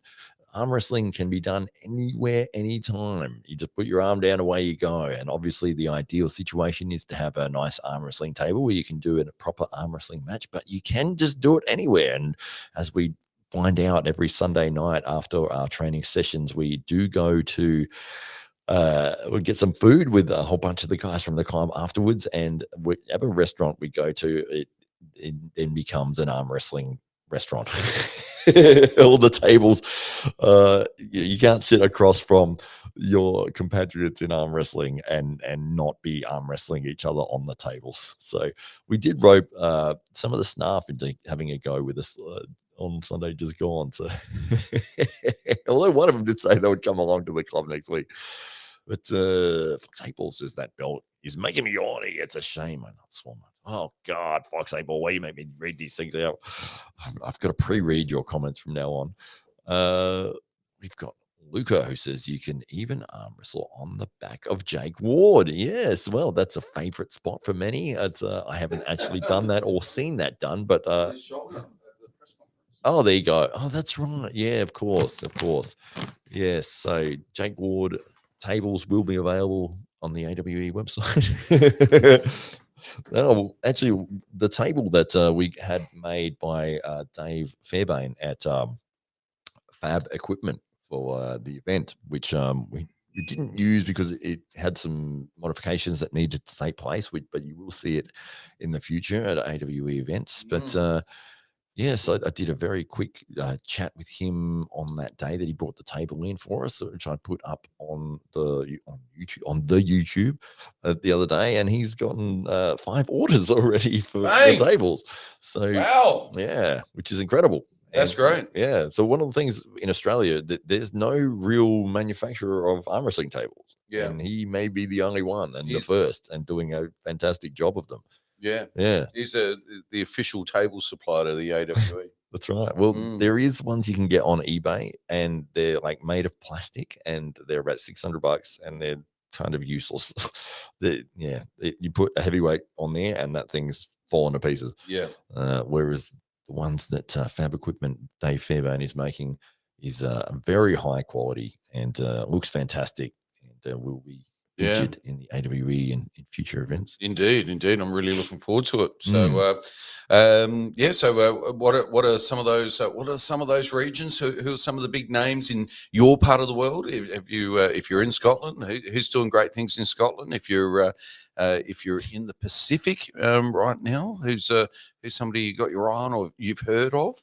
I think Australia is one of those emerging regions. I think that the world, a lot of the people who did watch AWE 2 and AWE number 1 as well, Fox 8 Ball, the table maker is fab_equipment on Instagram, Dave Fairbairn. But yes, so for people that watched the AWE, and they did get to see a lot of the emerging Australian talent, and it was amazing to see that not only did Ryan Bowen get a victory over Artem Taranenko, one of the US national champions, but we also had Matawarengi Hedemaras put on an amazing. He's Australian now, by the way. Yeah, so as soon as the New Zealander does Australian well, they become Australian. We take them. That's right. Same as Russell Crowe. He's also Russell Crowe. Split ends. The Finn Israeli. The Finn brothers. Adesanya. Yeah. But they're all ours now. Australia. Yeah. But and Mario Tamarcus also a victory over Artem Taranenko, and Lachlan Adair with a victory over Jordan Sill. Yeah. So it's like we have some very, very strong arm wrestlers here in this. I don't know who they are. Yeah, now I don't know who the other people are. No, well, that's what's great about this is that we know who they are, and now the world gets the opportunity to find out who they are as well. Mibson, indeed. Mel Gibson. Gel Mibson. Gel Mibson. Is he from? No, he's from New York. He was born in New York. New York. He was born in New York. Yeah. Raised in Australia, but I think one of his parents was Australian. Nah. Oh, here's another trivia fact for you and for you in the comments there. Jackie Chan. Born in Australia. No. Australian. No. But born in New Zealand, now in Australia. But he got his nickname, Jackie, in Australia. He got it here. He did. Wow. He did on a construction site. Oh, that's how you get. Yeah, you get your best nicknames. So I was just lamenting recently. We've got a lot of Indian immigrants, as much of the Western world does now. What used to happen 30 or 40 years ago was an Italian guy would come up and go, "My name's Luigi," and they go, "You know what it is now? It's Louis. How are you, mate?" And it'd be Louis forever. And now that doesn't happen, and so we've got a whole range of names that are really difficult to say. Yes, a lot of them. But I'd like to go back to just giving people names that we can say. we had just make life easier for us. We had a cleaner that when I worked at one of the places I worked at, and he was an Indian fellow, lovely guy, but his name was You Shit, and we had to change it because we needed to call him on the radio. And you couldn't say that on the radio. because everyone would hear it. So What did yeah, they change to? Yui? Yui. You got Yui? Yui. Yeah, awesome. Yui. For those unfamiliar, Yui's just the U-turn that you might make in traffic, a U-turn. Yeah, or U-bolt. In Call it U-bolt. Australia, U-bolt. Yeah. In Australia, we call it Yui. That's it. That's right. Because we'll abbreviate anything we can. But no, so Jackie Chan, I can't remember his real name. I think it's Hong Seng Chan or something. But he was doing some study in Sydney, I believe, and he was doing some construction work at a construction site. And they said, "What's your name?" And he said what it was, and they're like, "Yeah, we can't do that. We'll just call you Jack." And then so they were calling him Jack for a few weeks, and then a guy started working there whose name was Jack. And they're like, "Oh, we can't have two Jacks. All right, you'll be Jackie. So you're Jackie. He's Jack from now on." And then he became Jackie Chan. That's awesome. Yeah. I love it.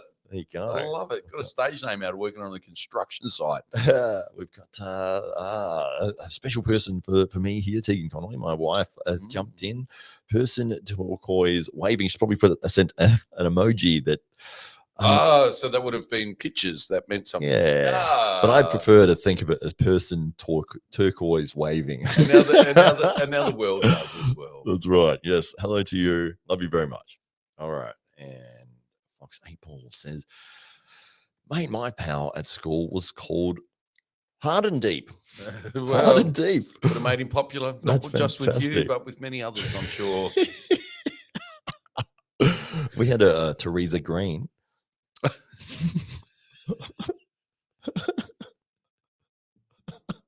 Who's doing that to their children? One of my friends, his surname is Bell, and he married a lady called Isabel. I'm not kidding. I saw him this morning. Isabel Bell. Does she go by Izzy? Does she go by Izzy? Sorry. No, Isabel Bell. It's always Isabel. Isabel Bell? I don't know. Is it? You can't hear it. Teresa Green. Yes, Chris. Yes, the classic there. And there was another gentleman, a terrible last name of. So it was Jared. Was the first name Jared Feltus.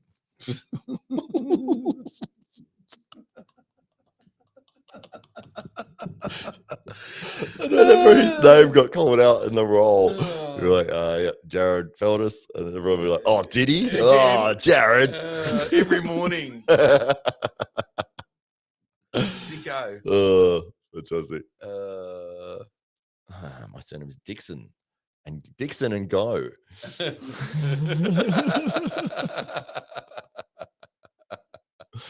Fantastic. What? So better than Dixon and over. Yeah. Fantastic. Yeah. My wife's maiden name was Dickens. Oh, yeah, just for fun. Charles Dickens. Well, Dad's middle name was Charles. Oh, there you go. As it turns out. Oh, right. Well, that's kind of cool. Yeah. Oh, so here we go. We got a bit of a shout out to Andrew and the team there at Bunsters. Bunsters shit the bed sauce. It's 12 out of 10. So if you've been on the Tabasco and it's just not hot enough, this is your next step. Time to level up and get yourself some shit the bed Bunsters hot sauce. And it doesn't seem to matter where you are, and whether it's Australia or in the US, you're going to be able to find this on shelves. And if you do want to order it into your part of the world, certainly just reach out to the team via Bunsters. They're there and online. They're easy to find. And who else we got? We've got our friends there at Barbell Foods. So purveyors of biltong. So in that bag there, exactly. So we've got biltong in shaved form, all packaged up, so you can take it away as a little snack if you want to, and that the hairy just form? nibble away. And over here, this is other South Africans actually do it. We're not going to do this. We're going to take a steak and we're just going to eat it. So yeah. So this is the one. Half a cow in there. Yeah. So I think this is the 1 kilo steak pack that you've got there, and you've got probably 5 or 6 or 7 steaks, biltong steaks. So that's air dried, and unlike beef jerky is oven dried. This is air dried. So at ambient temperature, I'm salivating just looking at it. It is making me hungry as well. And Actually, you just cut it up nice and fine with a nice sharp knife. Get some cheese out, bit of this nice red wine. Yeah, there's your night. as you know, night well spent right there. Absolutely. And Where do they get that from, Brad? They can get that over at barbellfoods.com.au. You can order that in, and it'll get delivered to your door in a nice box, just like this one over here. The one that went missing. There we go. There is one that's gone missing here. If you know where the box is, please return your box. We lost about $300 worth of beef jerky. Oh, sorry, biltong. But 1 kilo steak packs right there. You can get them in. You can get them in just nicely salted. You've got chili steaks, which are my favourites. But there's a range of flavours. If you jump online, I'm sure you'll find one that you absolutely love. I feel like there's a third sponsor. We're not Apopoly. Oh, of course, we've got the Roll Clean soaps out here. Perfect for people that are into combat sports. Of course, we know that people that do roll on the mats do suffer from all types of hygiene-related issues. Some of those are more serious than others, and Roll Clean is made specifically for you if you're suffering in that way. Also great for arm wrestlers, of course, because you're always holding hands, and you can sometimes be doing that for hours, and you just don't know. So even without a table. Yeah. So if, staph infections or anything like that might be prevalent. You just don't know. But if you're cleaning yourself up with Roll Clean soaps, not only will you smell good, you'll look good, and your skin will be radiant. And they taste delicious. Don't eat them. They do look delicious. They do. And don't let the looks lure you in. I like that every time we've said that, Kat seems to pop up in the comments saying, "Don't eat the soap." Whatever you do, it is not edible. It is not edible. Everything's edible. And Apopoly, that's going to be on shelves before Christmas, and you might. There we go. This is it's getting bigger all the time. Apopoly. Now, if you're just a regular Joe like myself, you might not know much about the Bored Ape NFT series, but they assure me it is one of the most popular in the world. And as a matter of fact, if you jump online right now, really hard to get one of these NFTs for less than $80,000. Some have sold for over $300,000. And the good people at Apopoly will be giving away an Apopoly NFT you can go on the draw to win simply by buying the Apopoly board game, which will be on shelves in the lead up to Christmas. So it's like normal Monopoly, but ape themed. Yeah. Bored Ape themed. So if you're a big fan of Bored Apes, or you're just looking for, maybe you can't, you don't have $100,000, but you got $50. And that could be it's just as good. There could be your pathway to getting yourself a Bored Ape NFT. And if you miss out on that, you've got yourself a decent board game. You can give that away to somebody at Christmas time. I don't think I've ever finished a game of Monopoly. Not really? Yeah. I think it always ends up about halfway through before somebody just gets really pissed off and throws it. Yeah, I don't actually know how you win. By not being that person. You've got to bankrupt the other person, is that right? You end up with more than everybody else, and everybody gives up at some point. Yeah, and they flip the board, they throw all the pieces or that happens. And then you step on one of those hotel things at like 3 a.m, like 7 months later. That's right, that little pointy bit just on the end. Deletes the clap like pencil rubber. Okay. Yep. Sure. Oh, you're talking about soap. Oh, okay. Of course. Can't guarantee it. But yes. Let's just say it'll help. Sure. It'll make you feel better. It'll make you smell better. All organic ingredients. So this is a locally made product. They literally make it with their bare hands. Yeah, they do. Which are really soft and supple and well moisturized. Like I think this is saying that they've converted one of the rooms in their house is just completely stacked with these bars of soap. Yeah, the house must smell amazing. So olive oil soap, sodium shea, so shea butter soap that's used, sodium. Coconut, so coconut oil soap, that's also used. Coconut butter soap, that's also in the mix. Castor oil, which we know is really good for you. So castor oil, sodium avocadate, so that's a avocado oil soap. Coconut milk powder. So now you see why they look delicious. I mean, it sounds like a healthy snack more than something you rub on your body. But I'll say, I think you're in the same boat. I have not used anything other than this for months, and my skin has never been better. So I haven't washed your hair with shampoo for months either. It's true. Used to all the time. And This was quite a good line here. Fox 8 Ball, to win a Monopoly, you follow the banker to the bathroom and give him a swift kicking. If only you could do that in real life. Oh, that's great. Did you have a favorite board game at all? No. When, Hey, Poppily. Hey, Poppily. Yeah. Yes, buy it. And you win $300,000 Board Ape NFT. You probably won't get that one, but you'll get a good one. Yeah. Probably, maybe close to 100 grand there. Oh, really? Yeah. Maybe that one's like gone up in value. Well, they've got it. So the guys that are running the whole shebang over there at Poppily was just saying that they were in the process of buying that now, but you've got to wait for one to come up. Oh, so you might just happen to, when you're trying to buy one, it might be 150,000. You might be able to get an $80,000 one. Yeah, so it's a bit of a luck of the draw thing. Oh. So they will have one. They will have one, but they're shopping for one right now, and they ain't easy to buy. So right. He's back. What did you miss? You missed everything. You've missed the whole show, Phil. Where were you when we needed you? Yeah. What did I miss? Tell me I didn't miss the double bicep flex. No, you come on, didn't. Give me but one. Give me one. Oh, I get this sleeve. Out of the way. There we go. Ah,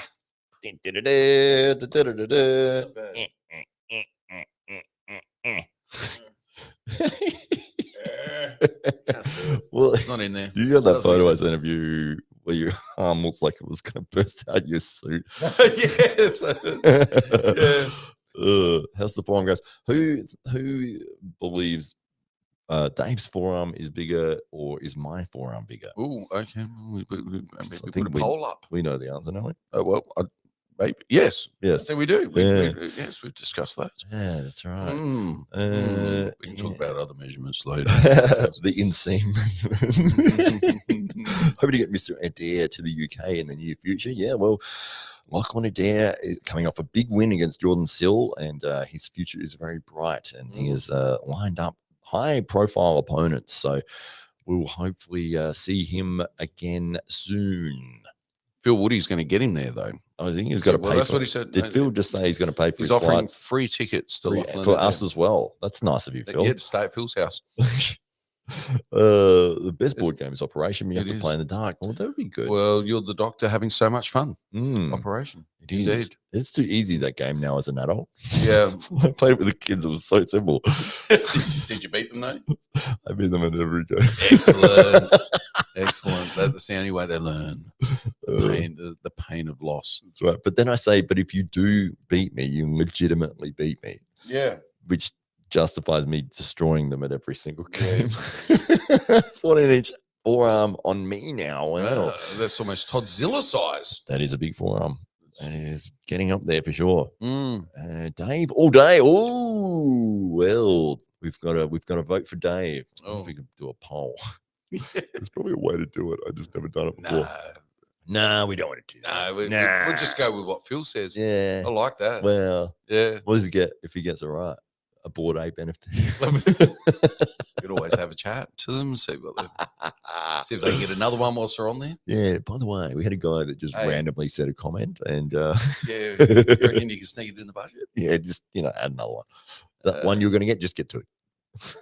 Welcome, Jess. You can see my place on Rebecca Todd's channel during the UK tour. Awesome. Oh, there you go. So, and he's paying for flights and accommodation. That's even nicer. First class as well. Jeez. Yeah. I did see, the world's strongest man, Eddie Hall. Yes. So he took a flight. There's a great YouTube video of him taking a first class flight with Emirates. They obviously paid for it. $20,000 for this flight from, I don't know, somewhere to somewhere. It was like a 10-hour flight. It was great for him because he's enormous, would never sit in a normal seat. But it was like he had his own cabin. Capsule. Yeah. It was like it had a shower. It had a gym. Wow. Yeah. It had a gym. It had a gym in it. Yeah. Well, it used to until he got on it. But yeah, had a shower, had a full-size king bed, and there was so this is a real suite. This isn't like one of those. Yeah, right. Wow. Yeah. And there was like a butler would come and give the food and whatever you wanted, and yeah, it was pretty amazing. So so that's what Phil's paying for Lachlan. That's pretty cool. And all of us. Oh, yeah. What a great guy. That's really cool. What a great guy. Fox versus Yeah, Uncle Park John match. rematch will be a banger. Banger.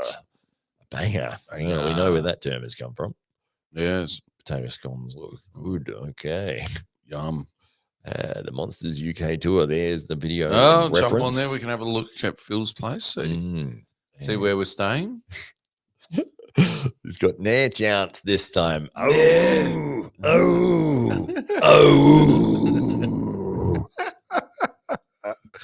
The boys are back in town. Bowen Contrado, hello to you, sir. You have welcome to well, we've been on for a couple of hours now, but great to see you taking part. Bowen was the gentleman.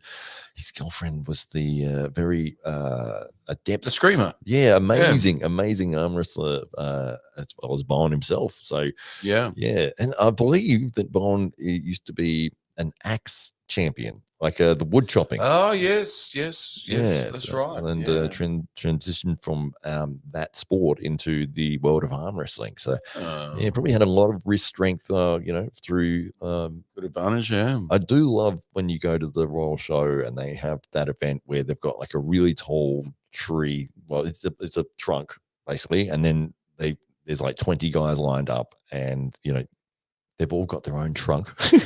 And then they've got a board, like a wooden board, and they say go, and they get their axe and they chop in a little bit, and they put the board on, and they jump on the board, and then chop a little bit, and they put the board, and they climb up, and then they've got to chop the very top of the thing off, and the first person to chop that off. It's very impressive. It's really cool. So because you don't want to chop too deeply, because then your board will not be like, you'll just wobble, and you don't want it to not be deep enough, because then it'll fall off and you'll be falling with an axe. So it's kind of cool. Yeah. Well, I don't know how that gets past Stock Health and Safety. That's when you got to make your own stairs, that's something. So my sorry to go on. No, that's right. My favorite moment that I've watched, because I always like to watch the wood chopping at the show. It's great. It's fantastic. It's something different, something I never see that apart from there. Yeah, there's a reason for that. But they had the finals of this thing, and it was that you would stand on basically a tree trunk, like a tree, and you would stand 1 foot on either side, and you had to chop through the middle of it. And most guys, like they'll say, okay, they had like handicapped time, so this guy, it's like, okay, number one, go, and then they'd wait like 4 seconds. In a wheelchair with a stopwatch? What's he in a wheelchair for? It's like, because he's blank for that. No, so got his foot. Everybody got their own like wood that they're chopping through. And number one, okay, go, and then I'll give like 5 seconds. Number two, and then maybe 10 seconds for the next guy.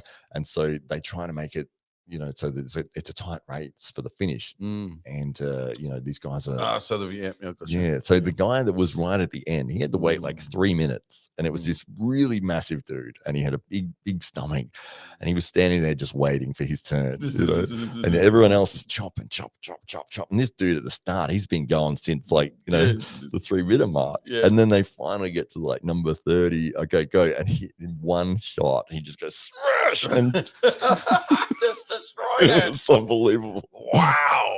Wow. Somebody find that guy. Yeah. Incredible.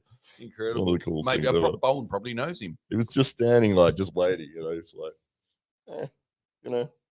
just tell me when to do it. Amazing. Wow. So but that was cool. That was cool. That's something worth seeing. They had pig racing as well, but that was terrible. Potato scones are great. It's an event you want to try out. Wow. Yeah. What sort of wood chopping events were you competing in, Bon? Nice place, Phil. Nice place, Phil. Everybody's checking out Phil's place now. He's dropped the links there. Everybody wants to know. People do fall and break their arms, but it's all part of the fun. Yeah, it is, isn't it? It's always fun to break your arm. I love it. It's one of my favorite bits. I should look that up later. YouTube videos of, I'm sure it's a worldwide sport. And if it's not, maybe it's coming to an AWE event near you. The handicaps. Yes. Yes. Yep. Oh, here we go. How can we handicap arm wrestling? Underhand and standing by. Standing by. That's the one I was talking about. Yeah. Yeah. So Very, very good. We got no feedback on what's going on in the rest of the world when it comes to arm wrestling. Nobody's checking out India. No, they don't know what's going on over there. Very, very interested to know. Australia has the best team in the world. Thank you very much, Bowen. For wood chopping, I'm guessing, not arm wrestling, but it's, I'd say so. it's good to see we're number one in something. Yeah. Probably required 3 New Zealanders to get there, but they're seems to be the Australians case. now. They're all ours. They're all ours. Australia's best team in the world. It's very good to know. Very good to know. Australia has every right to be cocky when it comes to chopping down trees. Yeah, that's right. Because they didn't have chainsaws for a long time. No. Let's make this a sport. I can cut that tree down faster than you. No, you can't. Yeah, basically anything that anybody's doing, they want to make a sport. Yeah. Yeah. Something else which was just outrageously silly, apart from the slap fighting, that's the dumbest thing I've ever seen. Is car jiu-jitsu. So I can't even say it. It's so silly. Someone starts in the driver's seat, someone starts in the passenger seat. They go and then they grapple each other inside of the car and they try to get submissions. And it's ludicrously silly. Strangely, I want to watch it now. I've got at least one viewer here. It's all Aussies in the Australian team. Oh, that's interesting. Yeah. Surely there's a New Zealander in there. You want to check that out. Started a couple of posts in the pub. Yeah, that's right. Of course.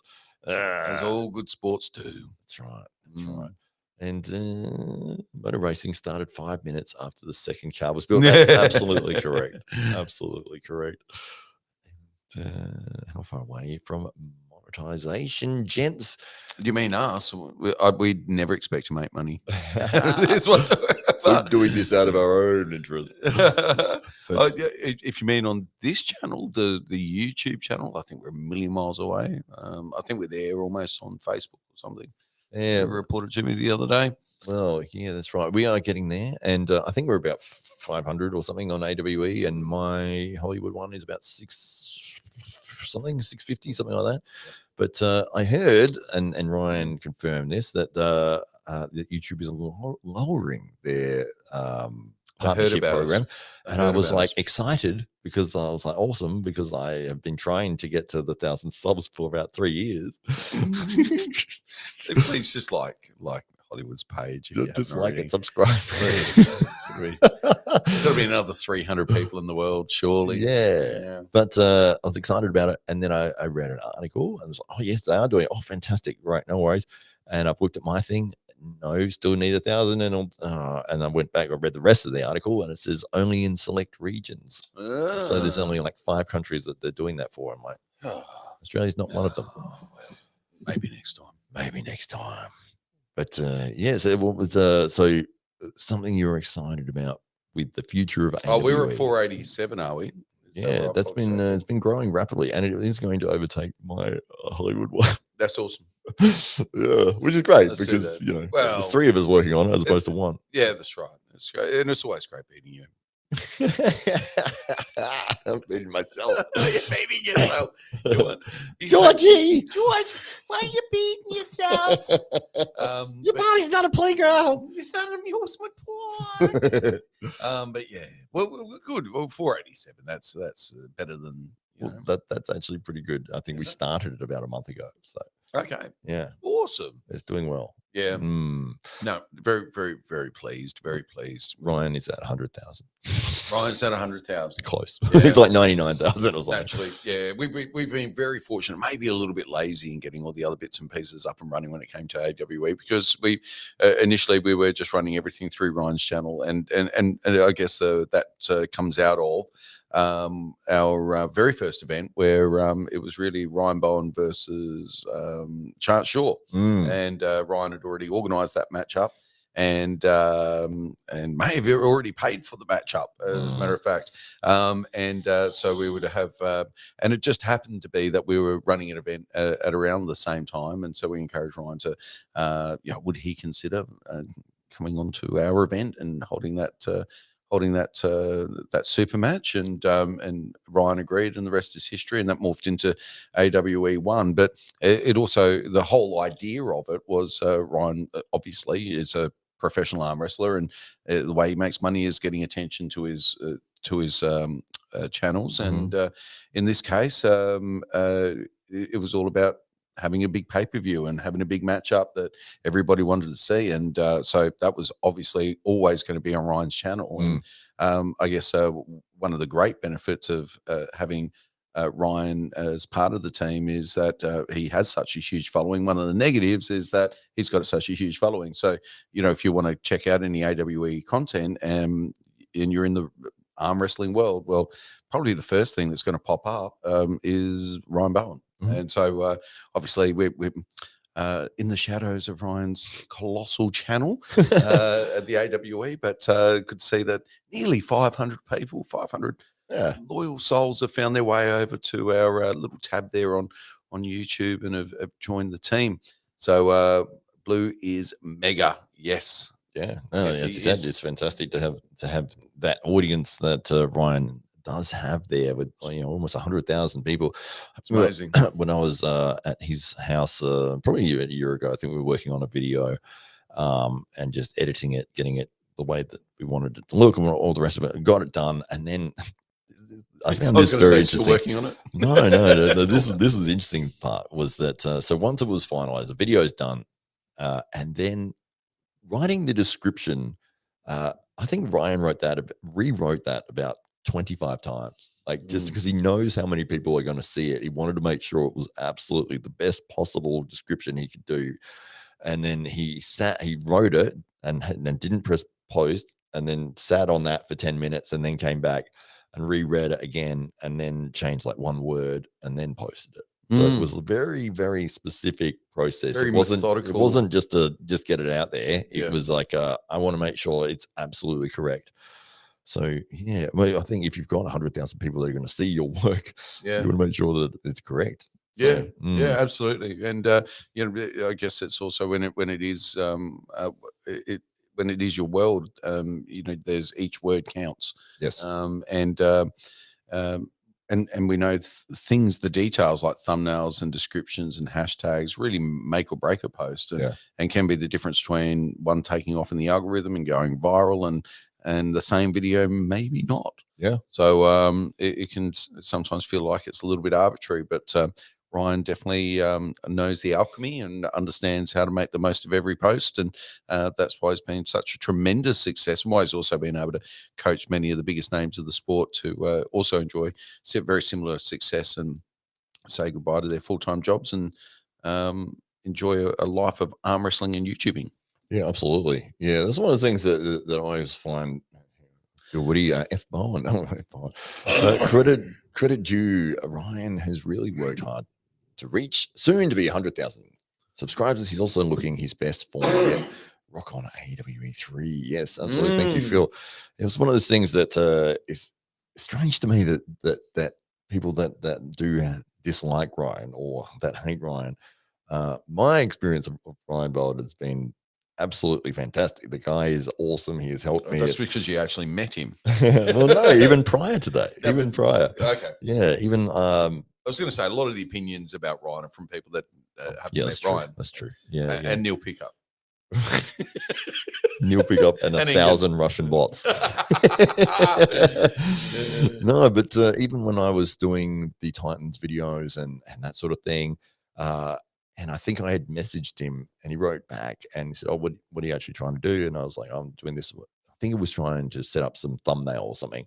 And he's like, "Here, have this template that I use for my matchup stuff." Like just straight away. It was all pre-made, like this template that would have taken him ages to do that. And he's like, "Yeah, you can just have that for free." And I'm like, "Oh, well, thank you. That's amazing." It's just saved me a huge money. And I'd never met him, and it was just a message, and he helped me out instantly with that.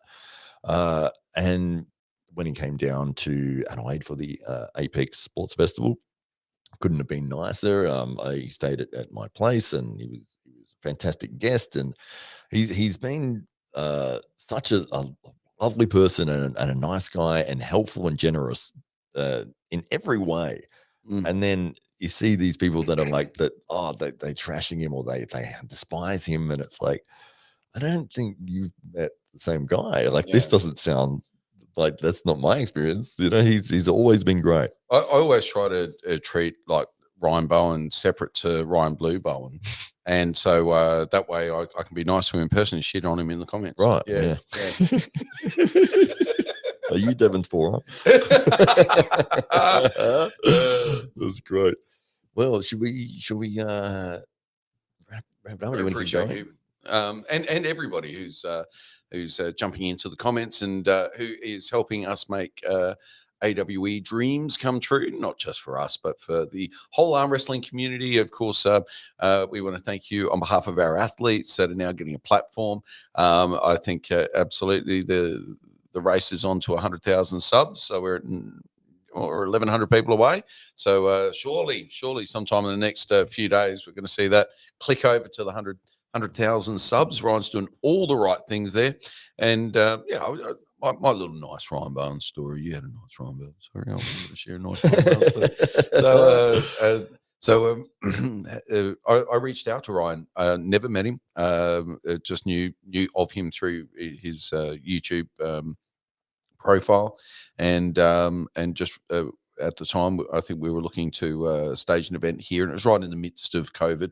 And of course, getting interstate talent, getting anybody to go anywhere was proving to be very, very difficult. And reached out to Ryan, and Ryan was like, "Yeah, sure, I'll come along." You know, it was right up for it. Came over, a complete gentleman. All the guys that were in the club were super excited to see him and get to meet him and grip up. A lot of people were really new to the sport, and because of COVID, hadn't had the chance to actually meet Ryan in person. Ryan was very gracious and accommodating, and gave everybody time, and it was not only that, but helped out with the event and helped us pack up as well. Yeah, absolutely. Yeah. So spectacular bloke, and great to see that he's gonna crack that 100,000 subs very, very soon. I think you get a special trophy or something. Get a belt. Get a little plaque. Yeah, it's like the square with the YouTube play button or something. Yeah, that's kind of cool. Maybe you won't need his 50,000 one. Then he can lend it to us. Did you get one at 50 as well? I don't know. It's a golden watch. It's a cigar from Paul Italia. Thank you very much again to everybody who joins us here on the AWE podcast. Fun show. Yep. Love you too. Absolutely love coming here every Thursday night, sharing with you a little bit about what's going on in the world of AWE. There's going to be some big announcements, so we'll leave this right to the end. There's going to be some big announcements coming your way very, very soon. Contracts are being signed right now for AWE 3 and 4. So we can't wait to share with you what we've got lined up for those two massive events. There will be more coming up very, very soon, but it is very, very early days. But nonetheless, we're pretty much on track for everything we want to deliver. When it Fox April's right on the waving person voice emojis.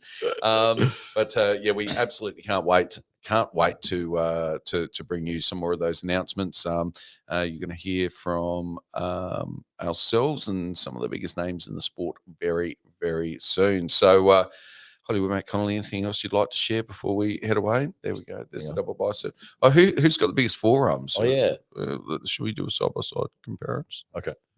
Well, you've got the suit on, but you might have to undo the golden cufflinks. I have my shirt specifically modified, so that if you can cover up my entire forearm with yours, then you win. I'm going to get out of the way of the Stockbridge of the Year award. There we go. There we go. There we go. It's too hard for people. Oh, look at that. There we go. Yeah. That's bigger, doesn't it? There we go. Yes, that's because it is bigger. Dave Stockbridge is a bigger man, has the bigger arms and the bigger forearms. There we go. There it is. And it doesn't help me at all on the table, I can assure you. None of it's helping. So if there's any other massive dudes out there that are, I won't count myself as a massive dude, but if there's any other big dudes out there that think they should be better at arm wrestling and aren't just like me, then please let me know. It makes me feel better. Amazing. All right, we will money for those impressive bicep implants. Indeed, Indeed, there's nothing real about them whatsoever. Nope. Love them. Thank you, everybody. We will finish the stream there. We will see you next time. We will.